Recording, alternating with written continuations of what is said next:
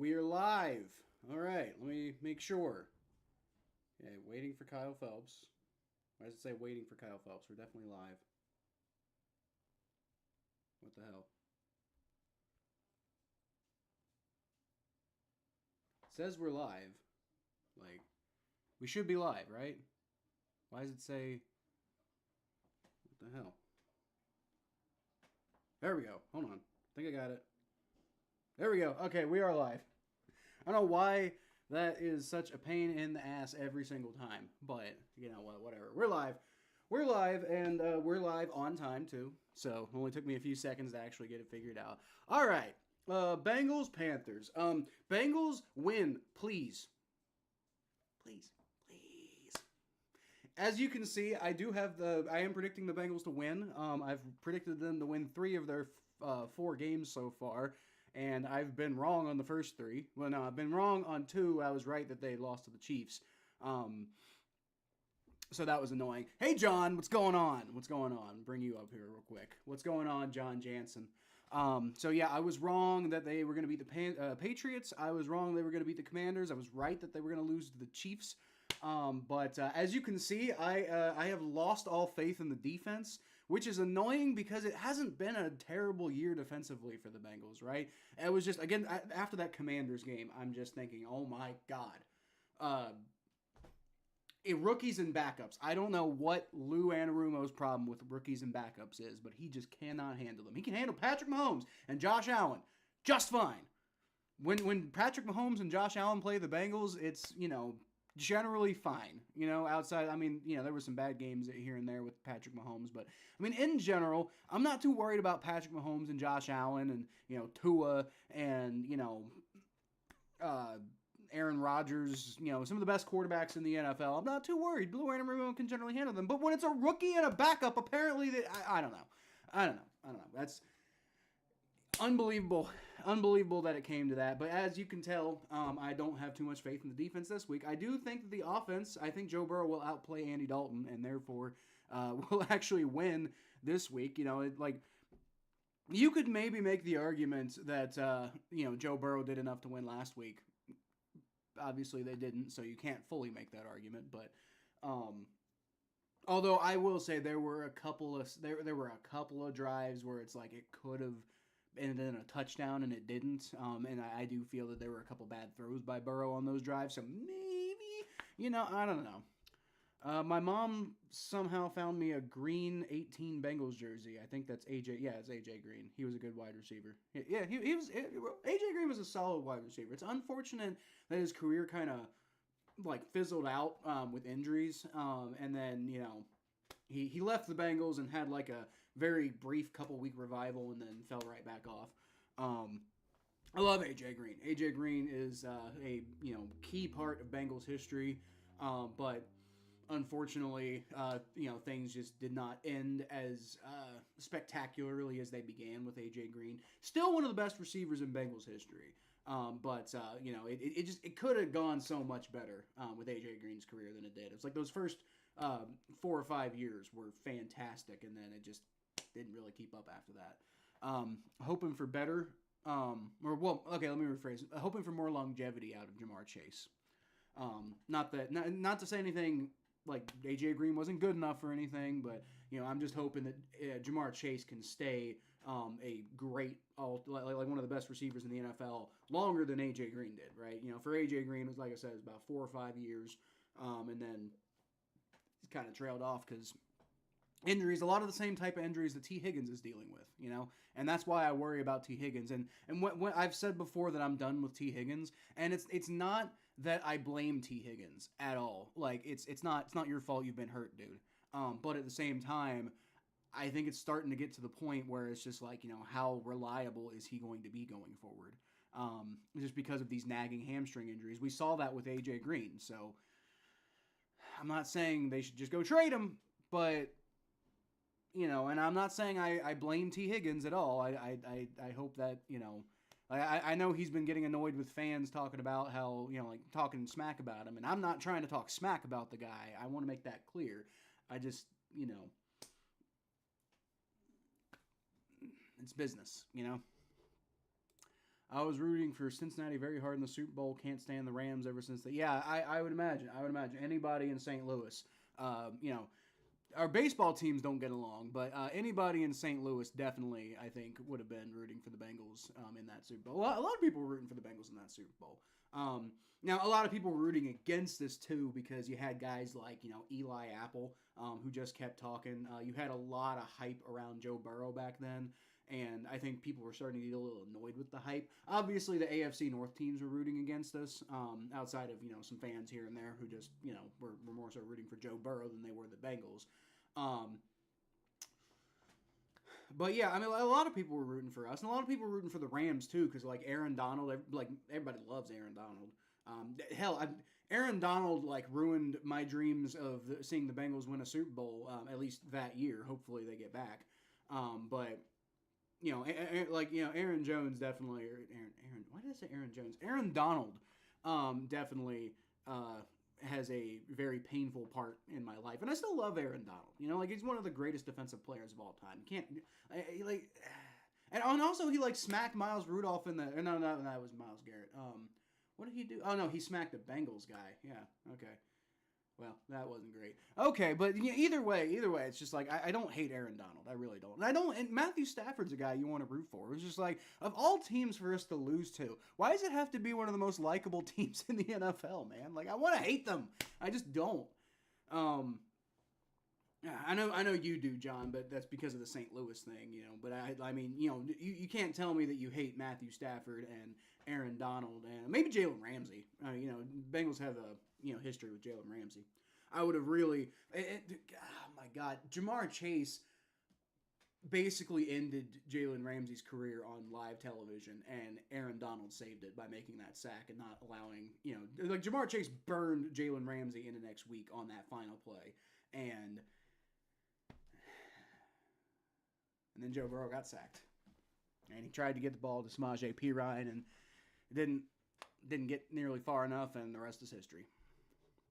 Donald was a St. Louis Ram, so I don't mind him winning. Stafford was happy for some other players, definitely not the guy. Yeah, no, I mean, yeah, obviously you're going to root against Stan Kroenke. I mean, I think most human beings that exist, even LA fans probably, aren't really rooting for Stan Kroenke, But I mean, I will say, to be fair, I know this doesn't really matter to you because you grew up when you grew up. Don't forget that the Rams left LA for St. Louis in the first place. So, and the Rams have been a team. I mean, the Rams originally started in Cleveland, I believe. They were in Cleveland, then they went to LA, then they went to St. Louis, and they went back to LA, and there might have been another stop there somewhere. I can't remember, but, not to defend Stan Kroenke at all. I'm just saying, the fact that y'all had a team at all was, kind of impressive, because the Cardinals were originally in St. Louis, and they left for Phoenix for some reason, which I still to this day don't quite understand that one. The St. Louis Cardinals were terrible. Just terrible, don't get me wrong. But moving to Arizona didn't really help. So I don't really know what that whole thing was about. You weren't born yet when, yeah, well, I don't think I was born when the Rams moved to St. Louis. Was I? Hold on. Was that, I feel like it was 94, wasn't it? So I would have been born. The Rams, 95. So 94 would have been their last season in LA. So September 10th, 1995, they moved to St. Louis. So yeah, I was September 95, I would have been 3 years old, I think. And that was also the same year that the Panthers and the Jaguars got their franchises. So, the NFL looked a lot different from between 1994 and 1995, right? And, also don't forget, within a couple of years, the Browns end up going to Baltimore. And there's just no Browns team there for a few years. Cardinals were in Chicago, and then St. Louis, then Arizona. Yep, that's right. They were in Chicago, and again, the Cardinals, I don't understand what the Cardinals are doing there. I guess initially you move out of Chicago because the Bears are the more popular team, and so you're just trying to not have that level of competition. But Chicago can handle two teams, I think. Chicago's big enough to handle two teams. So I mean, I don't know why. Like, they moved from Chicago to St. Louis, which is a smaller market. Then they moved from St. Louis to Arizona, which is an even smaller market. So, like, I don't really quite understand what the Cardinals, like, why the Cardinals thought any of those moves were good moves, but whatever. We don't win, I'm done. Jeff. This is just being a Bengals fan, my guy. Like, I mean, I don't know how old you are, Jeff. Like, I know John, for example, is pretty young. Mikey's pretty young. So I don't know how old you are specifically. But, being a Bengals fan this is just what being a Bengals fan is, you know. It's like the fact that we got really good there for a minute was fun, but it's just that's not what life normally is. This is still better than when I was a kid. When I was born was the year that Boomer Esiason was traded and Sam White was fired. Close to my age, but there you go. So I mean, you should understand what I mean then. Like when I was first coming up, first becoming ingrained into the Bengals fandom, the Bengals were the worst franchise in like sports history. It was bad. It was just like, I mean, I think the Browns have since become like more consistently bad than the Bengals were in the 90s, but at the time the Bengals were like the poop standard for being a bad team, you know, like the whatever the opposite of the gold standard is, right? Only saying because they should have beat the Patriots, shouldn't they? They should have beat the Commanders, but now I understand what you mean, Jeff. I'm not done because I mean, it depends on why. Like if they lose because Joe Burrow throws a bunch of interceptions, I might just kind of start giving up on the season at that point. If they lose because Andy Dalton cars up our defense, I might be willing to be like, well, 0-4 sucks, but I mean, at this point, you're starting to think about, has there ever been a team that's had a 4-game losing streak in a season to make a playoffs? I'm sure there probably are. You know, just because it happens at the beginning of the season doesn't mean it's gonna make that much of a, you know. I think I'd rather have a 4-game losing streak at the beginning of the season than in the middle of the season, because you know that ends up undoing any momentum that you would have had, right? So I'm not saying if we lose today, then I'm gonna feel good at all. It's gonna be really rough, but I'm not. Even if we lose today, I don't think I'm giving up on the season. If we go 0-5, I think at that point I'm like, okay, well, let's start thinking about draft positioning. But you know, right now we're 0-3, which sucks. But you know, I mean, 2018, the Houston Texans made the playoffs after starting 0-3. You know, and you know, we can do it. You know, we can do it. I mean, a big part of the reason that we, you know, played so poorly against the Commanders is because of injuries on the defense, you know? And if you actually, like, a lot of it was just because the defensive line just, like, you know, has been absolutely decimated by injuries. I know it's the way they lost it. It is. I know it sucks. And it's really hard to keep that hope alive just because of the way that the season has started. But it's just like they keep flashing all this talent, you know? They keep flashing all this talent, and it makes me believe that, like, they can get it done. You know? They absolutely can get it done. There hasn't been a week yet where, well, maybe week 1 against the Patriots. That was pretty pathetic. But even then, the defense looked pretty solid. I mean, it was against the Patriots, so whatever. But there hasn't been a week yet where I've come away thinking, like, man, they could have won that game, you know? And because of that, I don't see why they can't go on a big winning streak. And if they lose this week, that's going to be tough. I wouldn't blame you for being done, honestly. But they could still do it, you know? Again, if they go 0, look, because at that point, like, what do we play the Ravens next week, right? Isn't that right? I think we play the Ravens next. Yeah, we play the Ravens next week. So I mean, you're kind of starting to think like, you know, man, if we can't beat the Panthers and the Patriots, how are we going to beat the Ravens next week? Who aren't the greatest team of all time? They have their flaws, but good God, they're not that bad. And then the Commanders, but I mean, maybe the Commanders are better than we thought. I don't know, just because of Jaden Daniels. But I mean, here's the thing: if we win this week, we can beat. There's no reason we can't beat the Ravens next week. And then the Giants. The Giants aren't good. Heading into the Browns game in a few weeks, we could be 3-3. There's no reason we couldn't be 3-3, and we could easily be the number 2 team in the AFC North. And then hell, we could beat the Browns 4-3. Right there. It's just like it sounds insane after we haven't done anything the first 3 weeks of the season, but the when we started 0-2 in 20. It was either 22 or it was last year. And it would or it was like we started 1-2. I forget, but we had a rough start to the season, and it included losses to the Ravens and Browns right out the gate. The good news right now is there's not a lot of good news, but there is a little good news, and one of the good news notes is the fact that we haven't lost to a division team yet. We've lost. We've lost to the Chiefs, and that's unfortunate because that could really hurt us if we do turn it around, and then we're trying to jockey for playoff positioning. That could be an issue. But I don't think we're going to be competing with the Patriots for a playoff spot at all. The Commanders are in the NFC, so if you're going to start 0-3, maybe this is the way to do it. I guess, I don't know. They still need to go get it done, though. They still need to go get it done. There's no excuse for what we've seen so far. So, all right, we're about to get underway here.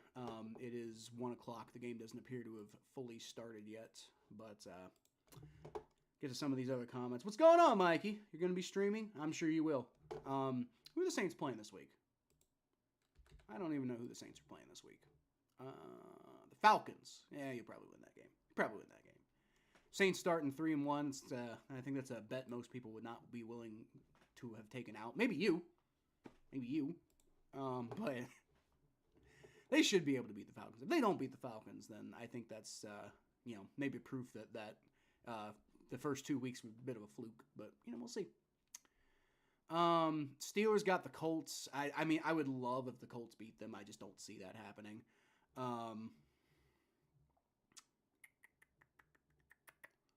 What else? Browns got the Raiders. The Raiders could totally beat them. I think the Raiders could beat the Browns. And that would be really helpful if the Raiders could beat the Browns and then we beat the Panthers, and then that at least kind of gets us going back in the right direction. Ravens could totally lose to the Bills. The Bills are a good team right now. And typically the Bills tend to be very good early in the season.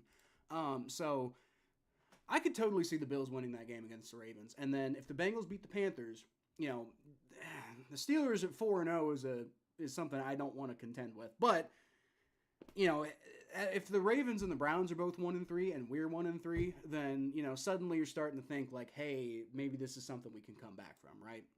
0-3 sucks, don't get me wrong, but it's not the end of the world. There are videos on YouTube on how the NFL doesn't like St. Louis. Well, yeah, because St. Louis wouldn't give them a stadium, right? Isn't the whole reason they left in the first place? In fact, I actually kind of wonder, was Stan Kroenke, was it really all him just being a terrible person, or was it just the NFL maybe colluding with him to try to get them out of St. Louis? I don't know. What's up? Love the zero defense, right? Dude, I have no faith in the defense, but the offense is really good. And especially going up against Andy Dalton, him being a backup quarterback, it feels like Lou is rife to, get taken advantage of again. We'll see. What up, Aaron? Who day? All right. I think we're about to get the kickoff here. And that is going to be kneeled for a touchback. All right. So the Panthers are going to start with the ball. And Andy Dalton, that boy's still playing football. You got to love it. I love to see it so much. I don't want to see him beat us. But if we beat him, then we even up the score. Don't forget, Andy Dalton is 2-1 against us right now because he just happens to keep getting these random starting jobs. And it just happens to coincide with when he's playing us. Or when his team is playing us. So, Andy Dalton is currently 2-1 against us. If we can beat the Panthers, then we even up the score, and life starts, and everything, the universe is right again, right? We can't let Andy Dalton have a winning record against us. Let's please not do that. All right, so he's gonna take the handoff, hands the ball off to Chuba Hubbard, and oh man, It was like an 8-yard pickup on the first fucking run of the game. Come on. Is it going to be one of those types of days, man? Please don't let it be one of those types of days. NFL moved 2 teams to St. Louis and both left, especially how the Rams left. Yeah. Yeah, I think, well, I mean, St. Louis is a relatively small market, but then again, so is Cincinnati. And, you know, we've managed to keep a team, so I don't know. Kroenke and the other owners wanted Rams in L.A., yeah. Well, they wanted a team in L.A., but... All right, Hubbard gets the handoff. There you go! There you go! I believe that was Jermaine Pratt who took him down for no gain. No gain. It might have been Logan Wilson, actually. I don't know. It was definitely a linebacker. They were patting Logan Wilson on the head, so it might have been him. I thought I saw Jermaine Pratt get him, but you know, whatever. That was it. That was a good play there. Let's do more of that. We need a solid run defense, man. We really need to fix. You know, after what we've seen so far this season, the run defense has got to improve. Andy Dalton's in the shotgun formation on 3rd and 4. All right, takes the shotgun snap, rolls back. He's got all the time in the world to throw. Throws it deep. Oh my God. Deontay Johnson picks up like 40 fucking yards on the play. Are you kidding me? Is this what we're going to be doing today, man? I really don't want to just do this all day. Come on, defense. Well, you know what? This is why I predicted the Bengals to give up 35 points to the Panthers.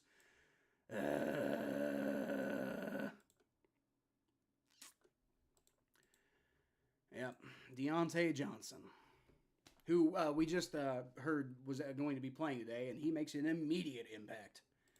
I like to say St. Louis mid-sized market at least.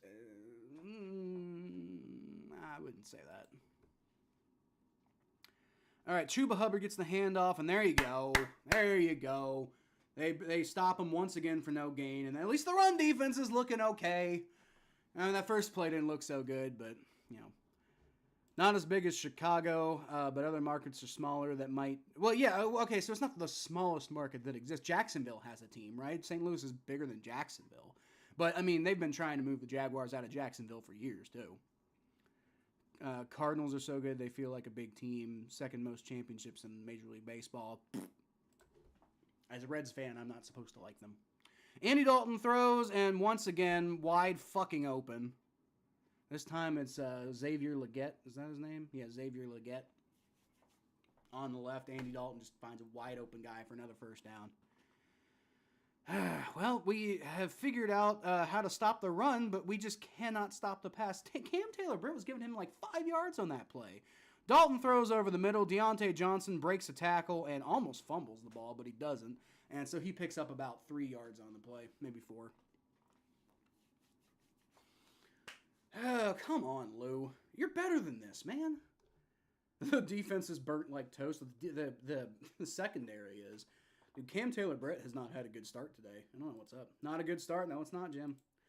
I'm supporting my hometown, my home city, mid-sized city. Yeah, it's a mid-sized city. It's just, as far as the sports market goes, I think it's relatively on the smaller side. Andy Dalton's going to fake the handoff to Chuba Hubbard. He rolls out to the right, and he throws. It's caught for about a 5-yard pickup-ish, and that's Jatavion Sanders, the rookie tight end out of Texas, who was actually a guy I was kind of hoping the Bengals might target in the draft. Now, don't get me wrong, I'm happy with who we got. I like Eric All. Eric All's been pretty good. But Jatavion Sanders is a guy who I didn't realize he ended up on the Panthers, actually. But that was a guy who I was thinking might fit the Bengals in the draft. So, you know, we got a sighting from him now. Looks like he is not on this play, interestingly enough. So Andy Dalton is in the shotgun formation on 3rd and 2. Can the defense get off the field here and hold him to a field goal? All right, it's going to be a handoff to Chuba Hubbard, and Logan Wilson completely misses the tackle there, and he picks up the first down.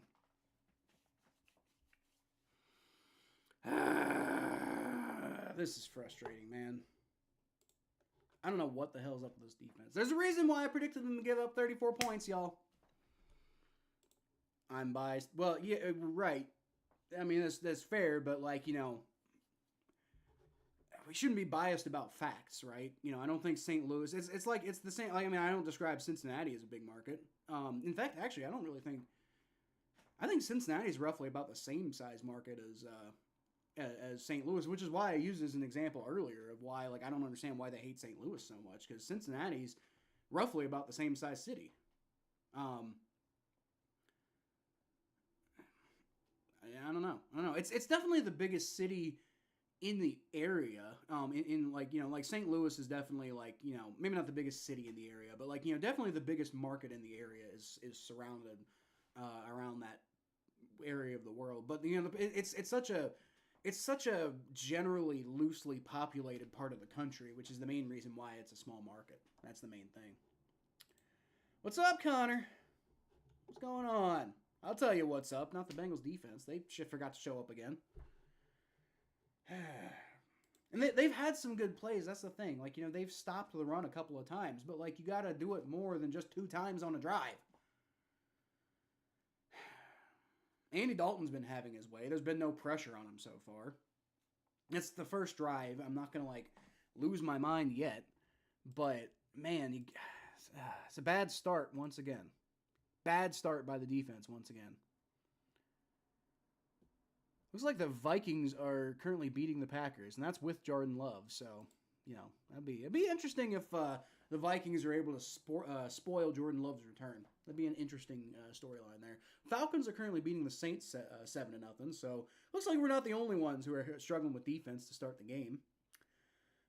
Vikings ahead of the Packers 7-0. Colts over the Steelers 7-0. Let's go. With the Steelers' lack of offense, maybe that's a good sign. Looks like Jonathan Taylor is the one who ended up getting the ball in the end zone there. Good mix of offensive play calling on their first drive. Steelers got the ball at the 30, so we'll continue to monitor that game as it kind of occurs, because we definitely would be really nice if the Steelers would start losing some games, man, because that's really frustrating. Now the Bengals got to win for any of it to matter. Steelers go 17-0. If the Bengals don't win games, I don't care. Broncos and Jets, nothing's happened. Buccaneers are up 7-0 over the Eagles. Jaguars are up 7-0 over the Texans. So it looks like we're not the only ones who are struggling with defense so far. All right, Andy Dalton's in the shotgun formation on the 2-yard line. It's going to be a handoff, and there you go. They're doing a good job overall against the run. Now, if they had done that a couple plays ago, they would have held him to a field goal, but whatever. Ooh, Mike Hilton doing a good job of coming in and finishing that play off. Von Bell, too.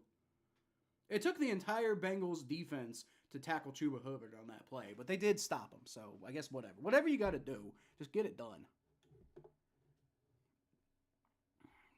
Who got hurt?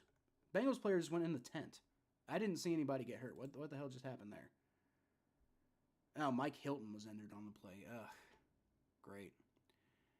And Andy Dalton throws it up, but the pass is not completed. That is incomplete. He does not control it all the way to the ground, so that's going to be 3rd and goal.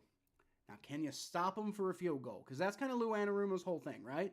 It's not necessarily good, consistently, but he generally stops teams from getting touchdowns super often, right? Great job by Dax Hill to stop that touchdown play. That's really good progress to see from him. 3rd and goal from the 2-yard line. Andy Dalton is in the backfield with Chuba Hubbard. And he's going to take the shotgun snap, hands the ball off, and I think they stopped him. Andy Dalton's saying touchdown, but the refs are not. Let's go. 4th down. Let's go. Mike Hilton did get injured, Aaron. I'm sorry about that. I am sorry to hear that. Mike Hilton is one of the few relatively reliable guys we currently have on defense, so that's not good. But they're stopping the run game for the most part. Looks like Panthers are going to go for it here. Going to be a handoff to Hubbard, and they stop him. Let's go. Defense comes up big and forces a turnover on downs. There you go, Lou. Getting your shit together. All right, let's go.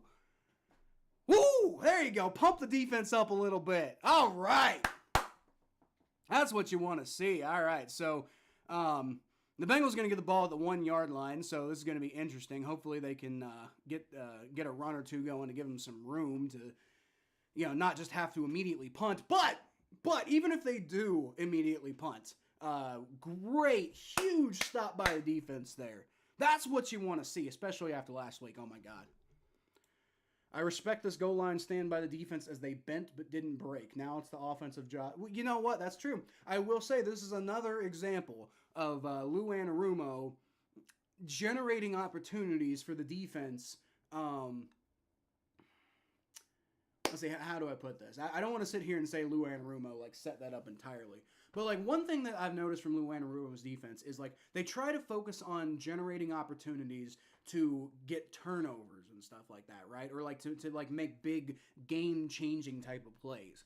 And unfortunately, my biggest problem with that is, you know, if you don't get those big turnovers, then you just kind of end up with a shitty defensive performance, and that happens all too often. But stuff like that is, I think, why Lou Anarumo does defense the way he does it. Is to basically just yeah, you're probably not going to stop them all the time, but what you can do is you can put them in positions to make mistakes. And that was a mistake, I think, on the Panthers side. With the way the Bengals defense has been, I think you take the points and you basically just try to outscore the Bengals. If you're the Panthers, I think your strategy for winning this game is try to outscore the Bengals.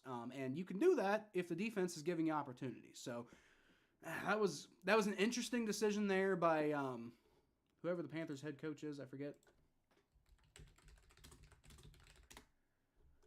Dave Canales. Who the fuck is Dave Canales? I guess he's the new head coach there. Former offensive coordinator for the Buccaneers last year. He's got he's basically Zach Taylor. That's who this guy. Dave Canales is basically, he's got a Zach Taylor type of resume, right? Like, offensive coordinator in college, mostly position coach in a lot of cases. Was an offensive coordinator last year, and now he's a head coach, kind of out of nowhere. 43 years old, so a little older than Zach Taylor, but it was like this Canales guy. Basically, the Panthers are trying to pull off the Zach Taylor type of direction here, I guess. Big, beefy, chunky soup boy stopping the run. There you go, Aaron. All right, so I'm guessing they're going to run the ball here. Joe Burrow hands the ball off and keeps those legs moving, picks up a couple yards. I think that was Zach Moss. Yeah, it was Zach Moss. Zach Moss picks up about 2 or 3 yards. So that's going to give that opens up your options in this point of the field, because now on second down you can probably do a pass here if you want to. You can keep running the ball too. I mean, the Bengals running game is good. That's one thing that I think gets ignored a lot, is the fact that the Bengals running game has been good this year, and people act like it hasn't been. But I think the main thing is the Bengals haven't been running the ball a whole lot because the defense, partially because the defense has been bad and you don't have the opportunity to run a lot, but now you do because you're in position. All right, so Joe Burrow is going to fake the handoff. He's going to throw it short and picks up another couple yards. That's Eric All on the catch, and he picks up about 3 yards. So now it's going to be third down and 3 or 4, depending on whoever they mark it. I think it's going to be 4. Be third and 4. Yep, third and 4. And so here, I think, is an opportunity to, like, I mean, you can run the ball here, because, I mean, like, you know, worst case scenario, you punt. But it doesn't look like that's what they're going to do. So Joe Burrow's in the empty formation. This is going to be a pass. Third and 4, shotgun formation. Joe Burrow takes the snap, rolls back, good protection, throws. He's got T. Higgins for a first down. Let's go. Go down. Oh, no, he fumbled. Oh, okay, I think they're calling him. Okay. So T. Higgins did fumble, but the refs blew the play dead. Give me a fucking heart attack, why don't you? Okay, so T. Higgins fumbled, but they blew the play dead before he fumbled. So good news. If I'm T. Higgins, I'm like Nick Scott doing a good job to get that ball out, but unfortunately for Nick Scott, they blew the play dead first. Former Bengals legend Nick Scott, who I have rallied against constantly on this channel. All right, so Zach Moss, nice cut there. Still only picks up about 3 yards on the play, though. But could have lost a ton of yards there. And see, that right there is where moving on from Joe Mixon was the right idea. Because Joe Mixon all too often would he would basically just, you know, take the first lane he sees and not really, you know, be able to like change his mind if that lane closes. And Zach Moss being able to be out there and kind of be shifty and be able to like juke and stuff if he needs to. That's where I do think moving on from Joe Mixon and picking up Zach Moss was the right idea. All right, shotgun snap for Joe Burrow. Good protection once again. Throws. He's got T. Higgins again. T. Higgins making some good examples. I'm glad I started him. I also started Andre Yoshivas, and in a different league, I started Eric All. So we haven't seen much from Yoshi yet. But got T. Higgins out there making plays. Good to see T. Higgins out there making plays. And you see, when I was saying, like, I'm about done with T. Higgins, what I meant was if he's not going to be on the field, why bother? But at the same time, I still want him to be on the field. I do want to see him out there, and I want to see him succeed. He's a member of the Bengals. He's just been too unreliable as far as being on the field goes. But, hey, he's doing good today. We'll take that.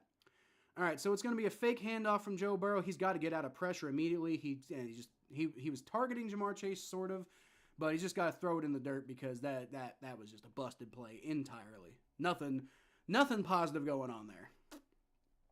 Terrible protection on that play. That might be the first time, maybe all season, I've just seen a complete and total breakdown of the offensive line. It hasn't really happened. The offensive line's been good this season. That's another storyline that people don't seem to really want to like talk about a whole lot. Is the Bengals' offensive line is good again?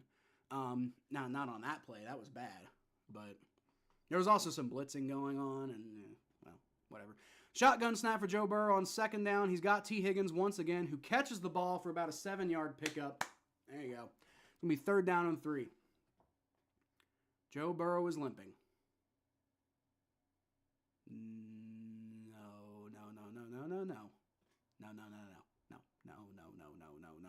No. Oh my God. He hurt his knee on the throw. He didn't even get hit. Okay, he's staying out there, though. Hopefully he's okay. Hopefully it's just like a cramp or some discomfort or something. All right, 3rd and 3. Takes a shotgun snap, throws, is batted down to the line. Wonderful. Well, I'd still say overall it was relatively successful. The defense got off the field without allowing points at all. And then the offense is going to give Ryan Reckow plenty of room to punt here. So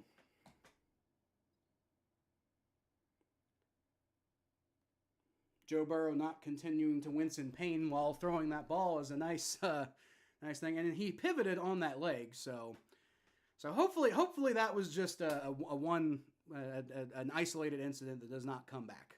Ryan Reckow punts, and this one has a nice Bengals bounce there.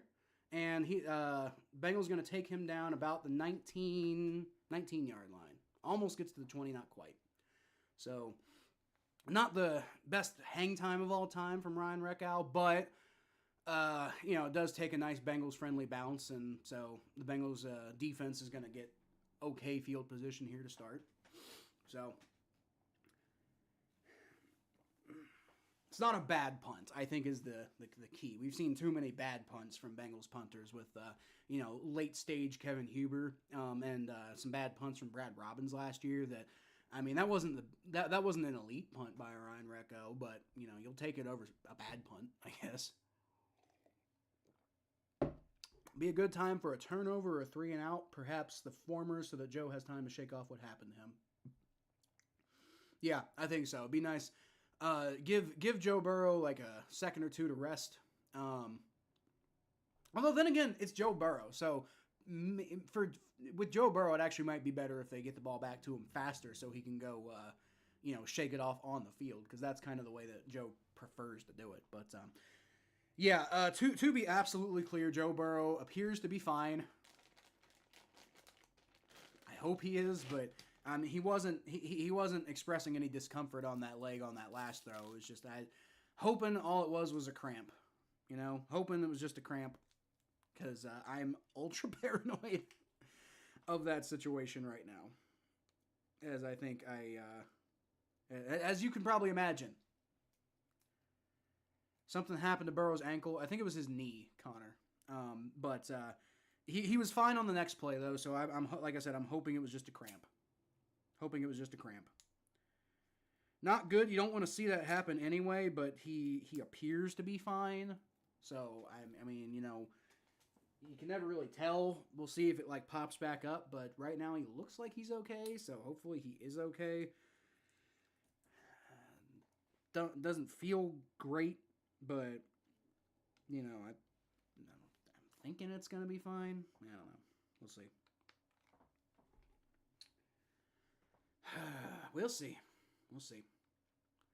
Offense was showing some good stuff on that drive. I hate to say that, like, the play calling didn't look great, because, like, you can't really tell from the broadcast angle, but it just looked like there wasn't really a whole lot of opportunity on that last drive. So I don't know. We'll see. But so they are saying the ball's at the 20. So Andy Dalton's going to fake the handoff. He throws, and it's caught by number 17. But Cam Taylor-Britt makes a pretty good tackle immediately, and that's only going to be about a 1-yard gain. It's Xavier Leggett, by the way, on the catch. 7-0 Vikings. Get it. Get it, Jim. Go get it. You know what? If the Bengals can win, I hope your team wins too. And even if the Bengals don't win, I hope your team wins. I'm focused on the Bengals. Let's just put it that way. But good on the Vikings to be up 7-0, especially with Jordan Love making his return. That's a statement right there. Terrible throw by Andy Dalton. What the hell? Targeting Deontay Johnson, who was wide open, and there was a guy like coming up right on him. I think it was Mike Hilton who was about to make a big tackle on him, but that ball was nowhere near him. What the hell, Andy? All right, 3rd and 9. Defense is playing well today. Give them credit. It hasn't been perfect, but I'm liking most of what I'm seeing in the first quarter. Couple of things here and there. See what happens on this 3rd and 9. Can you get off the field? All right, Andy Dalton, shotgun formation, takes a snap, rolls back. Got a little bit of pressure in his face, but he throws and he's got Xavier Leggett that time. Damn it. Cam Taylor-Britt's getting burned in this game, dude. Like, it's hard to really, like, over-criticize an individual cornerback's performance in the middle of a game because, there's going to be plays where you just don't get it done. But Cam Taylor-Britt does not appear to be having the best game today. He had that one big tackle, and that's about it. Ah, man. And, I mean, Andy Dalton, if there's one thing Andy Dalton is, it's smart. And so Andy Dalton, he's gonna see that Cam Taylor-Britt is not having a good game, and he's going to keep he's going to take advantage of that until Cam Taylor-Britt starts having a good game. Under center, Andy Dalton rolls back. He's going to throw it deep, and oh, yes, okay. Deontay Johnson once again got ahead of Cam Taylor-Britt, and as I said, Andy Dalton tried to throw it to him, but it was Deontay Johnson, not Xavier Leggett. But he dropped the pass. Point being, Andy Dalton actually had a pretty good pass. Maybe was a little ahead of Deontay Johnson, but he should have caught that. And he didn't. So, good to see. Good to see. Sort of. Good. Well, no, actually, that wasn't good to see because that should have been a first down. That should have been like a 40-yard pass. So, Cam Taylor-Britt, get your shit together, bro. Gonna be a handoff to Chuba Hubbard, and he picks up about 2 yards. Maybe 3. It was up the middle. They're calling it 2 yards. 3rd and 8. Okay, come on. Get off the damn field.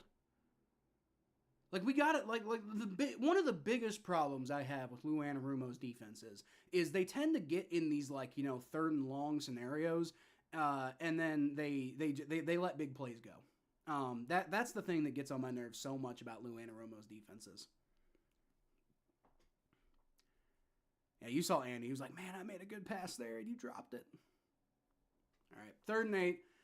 Dalton is in the shotgun formation. He's got a player to his right, and he's going to throw it up, and it's intercepted by Von Bell. Oh, okay, I need to. Okay, so he gets it down to about the. Wow, that's great field position for the Bengals, down to about the 17-yard line or so. What the hell was that? Andy Dalton just threw it up in the air. He didn't get hit, and it came down, and the only person in the vicinity was Von Bell. That reminds me of a game against the Chargers back in 2013. Andy Dalton just threw it up out of nowhere. Trey Hendrickson got his hand on it. Okay. All right, that's okay. Yeah. I didn't see that happen at the time, but Trey Hendrickson does just barely get his hand on it and gets that turnover. There you go. What were you just saying, Jay? Be a good time for a turnover or a 3-and-out, perhaps the former. Well, they got the former. They got a turnover. Let's go. Trey Hendrickson and Von Bell making it happen. There you go, baby. Gotta love to see it. And the Bengals are in great field position now, too. Like, just don't turn the ball over and you're at least getting 3 points. They got the ball at the 16-yard line. All right. That's going to be a pitch to Chase Brown, who does not quite have enough speed to get to the edge. And he picks up no yards on that play. Doesn't lose any yards, but because that play was read well. And so at that point, you're just hoping Chase Brown has the speed to get to the edge, and he didn't quite get there fast enough. So, yeah. 2nd and 10. 2nd and 10. All right. It's probably going to be a throw here, I would imagine. And it's empty backfield, yeah. Empty backfield. Joe Burrow, shotgun formation, takes a snap. Looking around, good protection. He's got T. Higgins in the middle. And there you go. He bowls his way ahead for a first down. T. Higgins having a big game today. Unfortunately, it hasn't resulted in any points yet, but looks like it's about to. What? Somebody here? Nobody's here. Shut up. My dogs react to every single thing. Y'all probably, that was loud enough. Y'all probably heard that, right? Whatever. 1st and goal. Joe Burrow shotgun formation. He's got all day to throw this ball, and he does eventually just have to throw it out of the goalpost. So that must have just been, what is the flag? Why is there a flag? They're not going to call intentional grounding, are they? Oh, man. I mean, he didn't get out of the pocket. He just threw it out of the end zone. Oh, before the pass. Illegal contact on the defense. Okay, all right. There you go. Let's go. All right. What do you know? That's an automatic first down, right? I think it's an automatic first down. Let's go, baby. This is more fun. I like it when the Bengals are good. This is way better. This is way more fun, man. All right, yep, it is an automatic first down. The Bengals got the ball at the 2-yard line now. And I'm imagining this is going to be a run with Zach Moss. Yes, it is. And he almost can't quite get to the outside. Manages to get back to the line of scrimmage before they push him back. And the ref is not even saying he got back to that point. I disagree. They might say the Bengals lost a yard here. I don't know. That's not what I saw, but let's see the replay.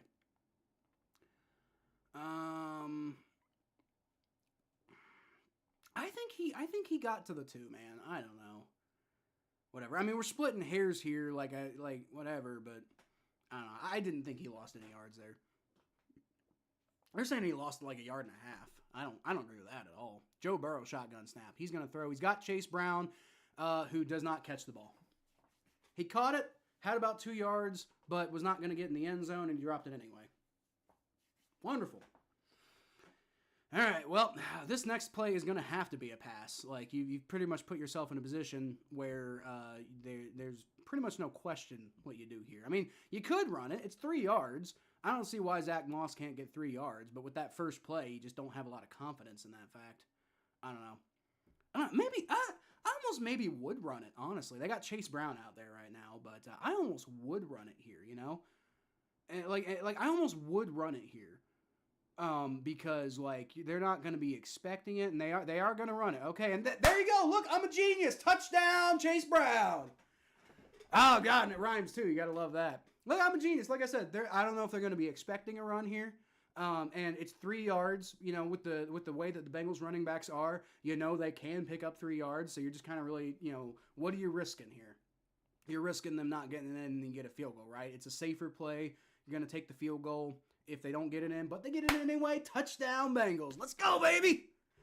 Oh, it feels good to be playing well again. Anthony Glass. Oh, did he get hurt? Wonderful. Anthony Glass Richardson. That's unfortunate because I thought Anthony Richardson was going to be really good. But he's been kind of inconsistent and also been hurt a lot. All right, Evan McPherson, the kick is up, and that's not the best kick of all time, but it made it in. So, all right, 7-0 Bengals. Let's keep this up, man. Let's keep this up. All right, Vikings up 14-0 on the Packers. Tom Gross has got to be losing his mind. Colts are up 14-0 on the Steelers. If Anthony Richardson is hurt, that's unfortunate. But if Anthony Richardson is hurt, hopefully that's just enough to win with. They got Joe Flacco as the backup, so that's, yeah. All right, let's go. 14-0 Colts up on the Steelers. Let's go, baby. And Anthony Richardson, is he hurt? Joe Flacco got the touchdown pass. Anthony Richardson was injured on the 6-yard line, apparently. So, hopefully he's okay. Hopefully he's okay, but, you know. We have a Code Brown. There we go. Touchdown, Chase Brown. We got a Code Brown, everybody. And not the kind that people are typically talking about where you, like, you know, you poop your pants. All right, 7-0 Bengals. Let's go. God, it feels nice for the Bengals to actually be doing what they're supposed to be doing.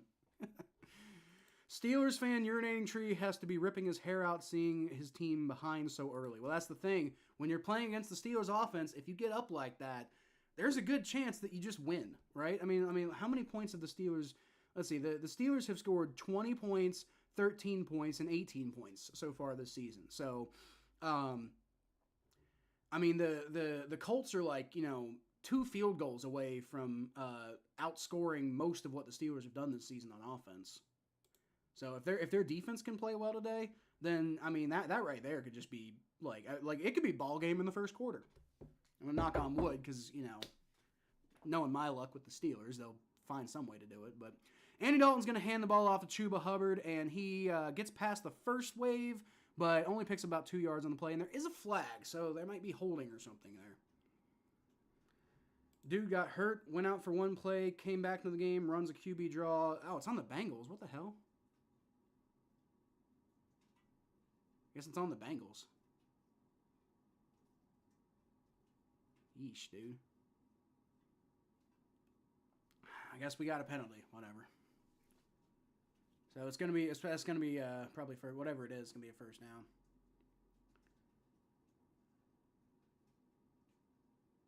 Illegal hands to the face on the Bengals. Good God. Come on, guys.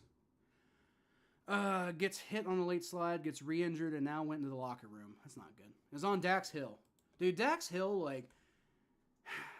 annoys me because, like, he's got talent. You can see that. And I think that cornerback is a good fit for him. But, like, he just keeps making all sorts of mistakes that, like, should be out of his system by now. I don't know. Jaguars up 10-7 on the Texans. That's interesting.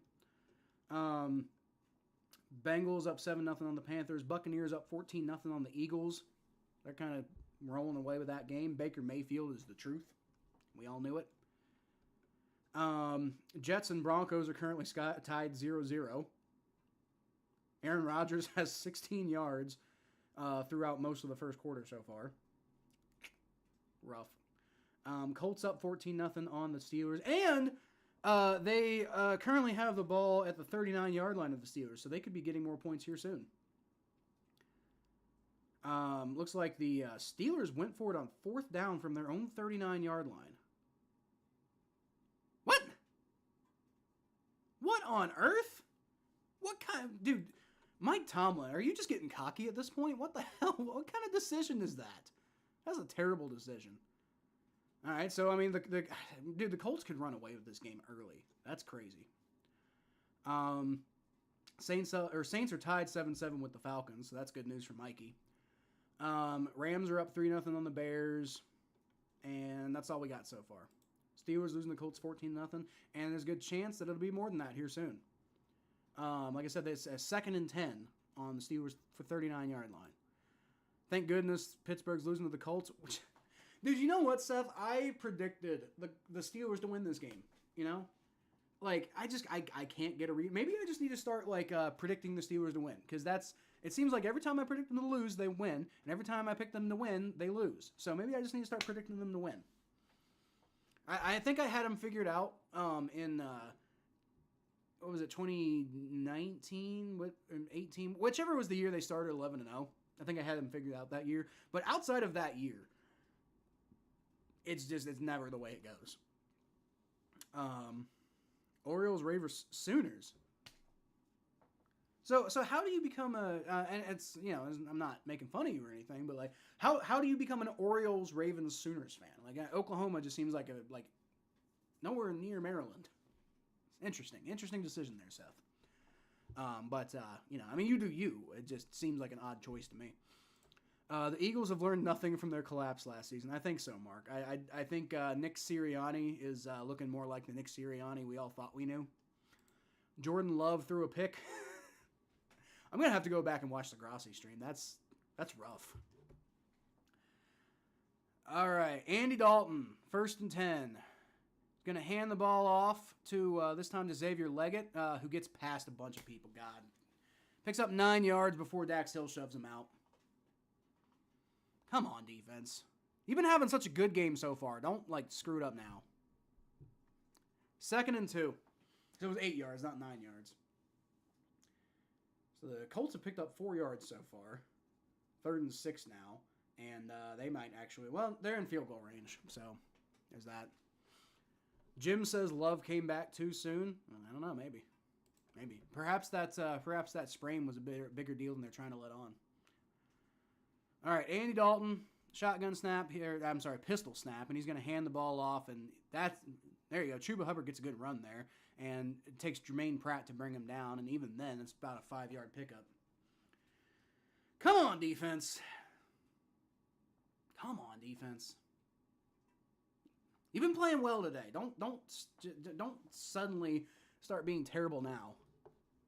Come on, please, for me. All right, Andy Dalton, shotgun formation on 1st and 10 from the 47.5-yard line. Takes a snap, rolls back. He's got 15, who just bowls right through DJ Turner and picks up about 7 yards when they probably could have had him at 4.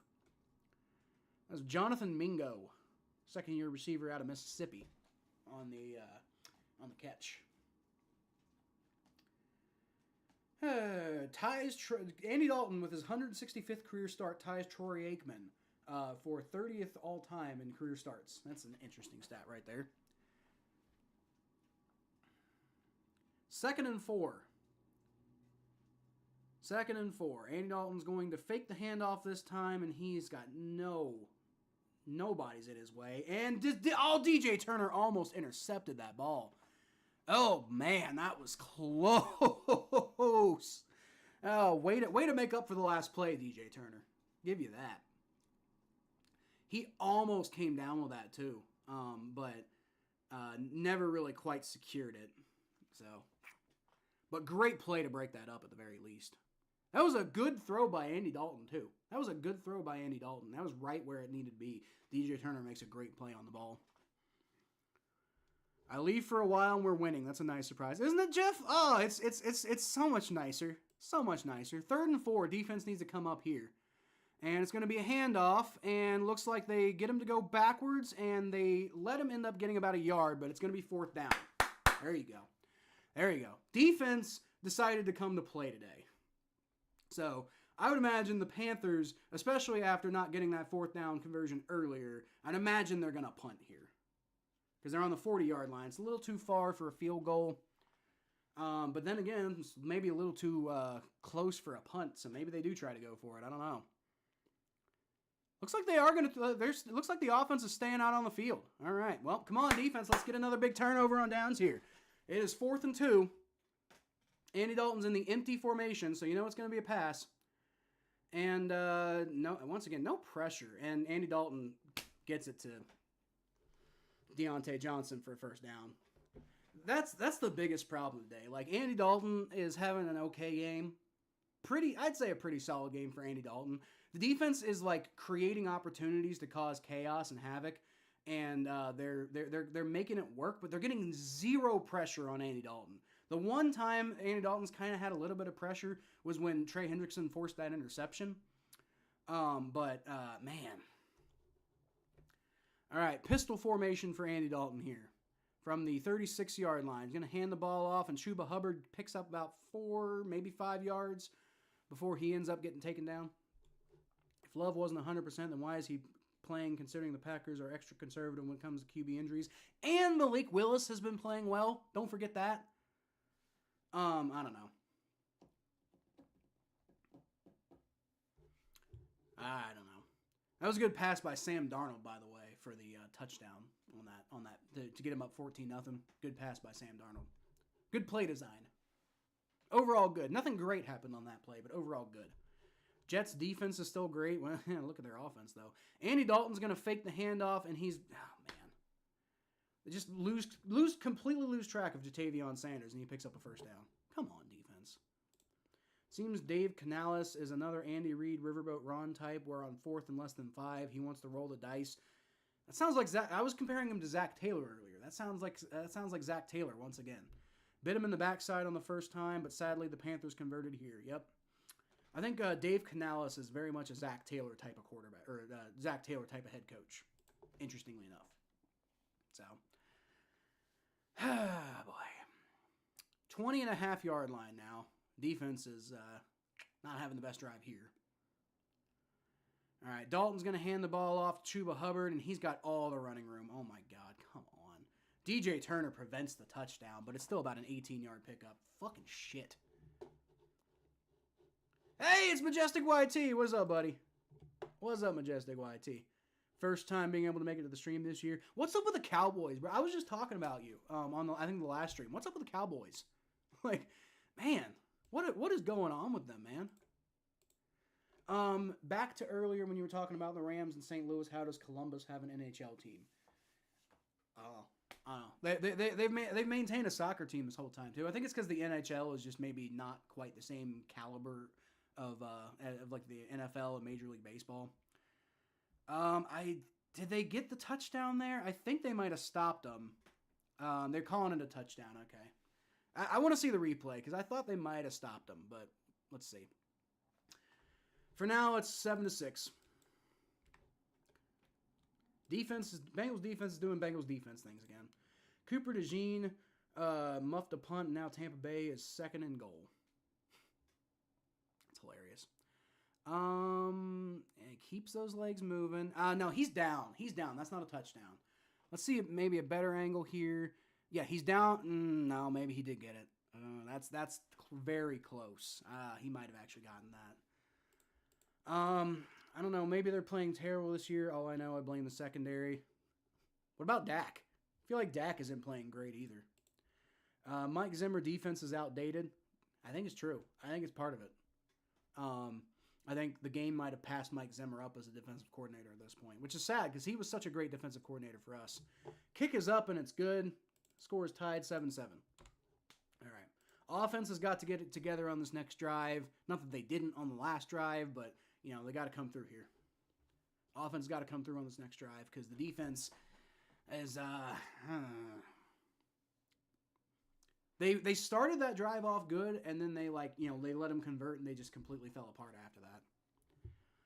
O-line drawing all the flags this year. Yep, man, don't I know it. All right. I'm going to go for the O, I guess is what I'm going to do. I'll be back, and I'll get to the rest of those comments here in a second. All right. Here, have the chair.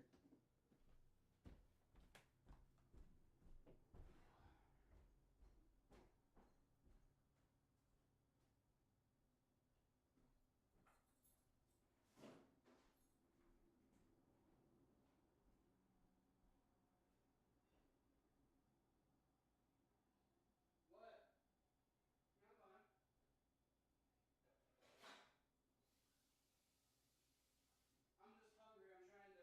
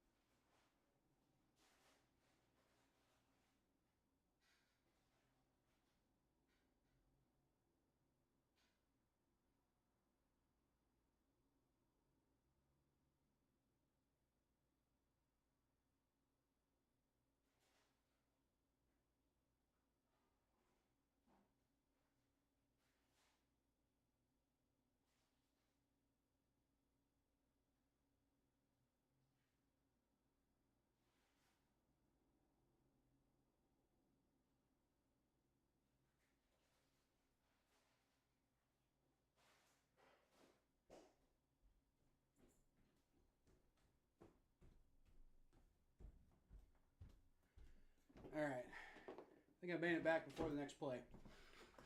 I got the replays going on that last touchdown.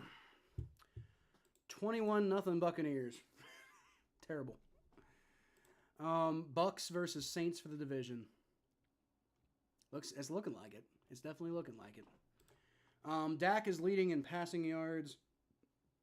He's doing his part. You know, I suppose. I don't know. I haven't been paying a whole lot of attention. The couple of times I've watched the Cowboys, it looks like Dak's not doing it when it matters. You know, but I mean, I could be wrong. People said the same thing about Joe Burrow, which is obviously ridiculous. All right, Travion Williams is going to get the return here, and he's not even going to get back to the 20. Probably should have let that bounce into the end zone. Dude tried to tackle, ankle tackle Baker Mayfield at the 1 yard line and failed. That's funny. It's 21-0 Vikings. Oh boy.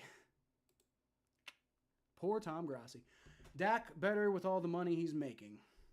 I'm sure Dak feels fine because he's making a ton of money. Wish the Bengals were doing good this season. Both my teams I'm rooting for are doing bad. Well, the Bengals are not as bad as their record, I think is the key. Now, they're 0-3, and that sucks. But, you know, each game has been very winnable. So, you know, we'll see if they can actually come away with the win this week. Right now, the offense is doing good. The defense has had some spurts, which is really more like the Bengals we're used to seeing. We're used to seeing the offense play well and the defense play well in spurts. And that's generally been a winning formula over the last few years, so... Joe Burrow under center, takes a snap, fakes the handoff to Zach Moss. He looks around, throws. He's got T. Higgins, who keeps his legs moving. There you go. And not keeps his legs moving. He's got good momentum, and that brings him forward for a first down. There you go. There you go, offense. Imagine the 49ers get blown out by the Patriots. 49ers might be the most overrated team in the NFL. Like, people keep saying it's the Bengals, and maybe. The Bengals, that's a fair assessment so far. But the 49ers maybe, you know, because the 49ers I think have maybe higher expectations, just because of that's because of everything they've done over the last few years. You know, they've done more than the Bengals. Maybe not go to Eric All is going to get the catch and he's going to pick up about 3 or 4 yards. Can't watch the game because it's not on Spectrum where I'm at. I'm counting on you, Kyle. Let's go, Majestic YT.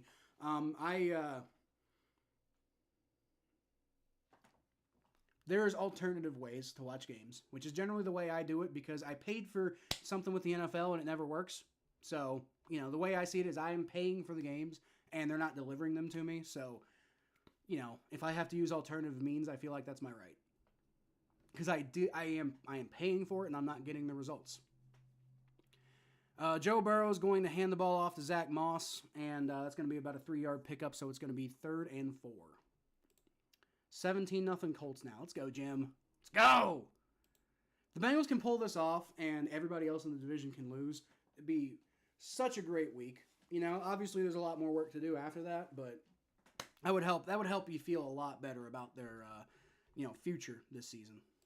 Crazy how Brandon Ayuk had one good season. He got a contract, and now he's overrated. Yeah, I don't know. I haven't been paying a whole lot of attention to Brandon Ayuk, but I don't know. I'll have to look at it a little bit more into that. 3rd and 3. Joe Burrow takes the snap. Looking around. All day he's got protection. Jamar Chase over the middle. There you go. And he breaks breaks 3 tackles. And he's all the way. He's running and he's going to get it in for a touchdown. That's classic Jamar Chase right there, baby. That dude broke like 3 tackles and ended up just outrunning everybody on the sideline. Let's go! Pay him, Bengals. Pay Jamar Chase now. Pay Jamar Chase immediately. Oh, let's see. Okay, so he gets wide open here, gets the catch, breaks 1 tackle, breaks another tackle, and then jukes a guy, doesn't break a 3rd tackle, and then he's just off to the races and nobody ever catches him at that point. Let's fucking go! Woo! Oh my God. Can we play the Panthers every week? All right. It's 13-7. Evan McPherson's coming out for the extra point. Kick is up. And okay. Dude, that didn't look great, but he got it. 14-7. 14-7. Jalen Hurts was 1 for 6 for 7 yards. Jesus Christ. Man, remember when we all thought he was one of the best quarterbacks in the NFL? Hasn't been playing like it. Wish I was paid enough to be overrated. Me too, Jeff. Me too. I'm still underrated. I'm still underrated. That tells you how much I get paid. Let's go, Jamar! Let's go, Jamar! Oh man, Jamar Chase came to play today. I'll tell you that. Let's go. Let's go, Jeff. Panthers DC is going to chew his boys out for those missed tackles on Chase. Like Lou Anarumo should have chewed people out last Monday. Shame on them, but kudos to Jamar for taking advantage of it. Dude, Jamar Chase is that guy. Jamar Chase is that guy. This is why teams like double him constantly. This is why, it seems like Jamar Chase isn't as effective as he used to be, but it's because teams focus their entire game plan on stopping Jamar Chase. And when they don't do that, Jamar Chase goes off. Gotta love it. Houday, let's go. Still 1-3 after 4 games. Nothing to really celebrate about. I totally disagree with that, Jim. I'll celebrate I'll celebrate a win. I don't give a shit if it's week 17. We haven't won week 18. And we haven't won a game yet, and we ended up the season 1-16. I'll celebrate that win in week 7 or week 18. I'll celebrate any win. If we win, it's a good thing. I don't care. But other than that, though, don't forget. Our division is in a rough state right now, so if we win this game, we could very easily be tied for second place in the AFC North by the end of this week. Steelers getting blown out by the Colts right now, that really helps. Bengals do have a relatively easy schedule this year, so if they can turn it around, and they've shown all sorts of flashes. It was only a few years ago that a team made the 2018 Texans made the playoffs after an 0-3 start, so there's no reason we can't do it. I'll absolutely celebrate. Can we play the Panthers every week? I know, right? I think I've said that before. This is, I think, the second time we've played the Panthers in the Joe Burrow era. And if I recall correctly, last time, I think I said the same thing. Can we play the Panthers every week? Houday, let's go, Aaron! Nobody thought Jalen was good. No, I did. I thought he was one of the best. Actually, no, I'm not the only one. A lot of people were putting him on the top 5 quarterbacks list for a long time. Can't even surpass 300 yards in a game. Well, and he's clearly taken a step back, I think. Delay in the Broncos-Jets game. Broncos running back Tyler Batty had an episode on the sideline. That seems to be happening a lot more lately. That's unfortunate. Kickoff goes through the back of the end zone, so that's going to be a touchback. Just realized you got 495 subs, close to 500. That's right. We are 5 away. And as I said, I know, like, I keep saying I'm going to put content out, and then, life happens. But, like, I promise you, if we hit 500, I'm going to follow through on my word. I wanted to come out with a video this week. I didn't, I got kind of bogged down in the middle of at the beginning of the week, and by the end of the week, it's just like there's no point in coming out with it now because the moment's kind of passed. Andy Dalton shotgun snap. He's going to throw, and oh my God.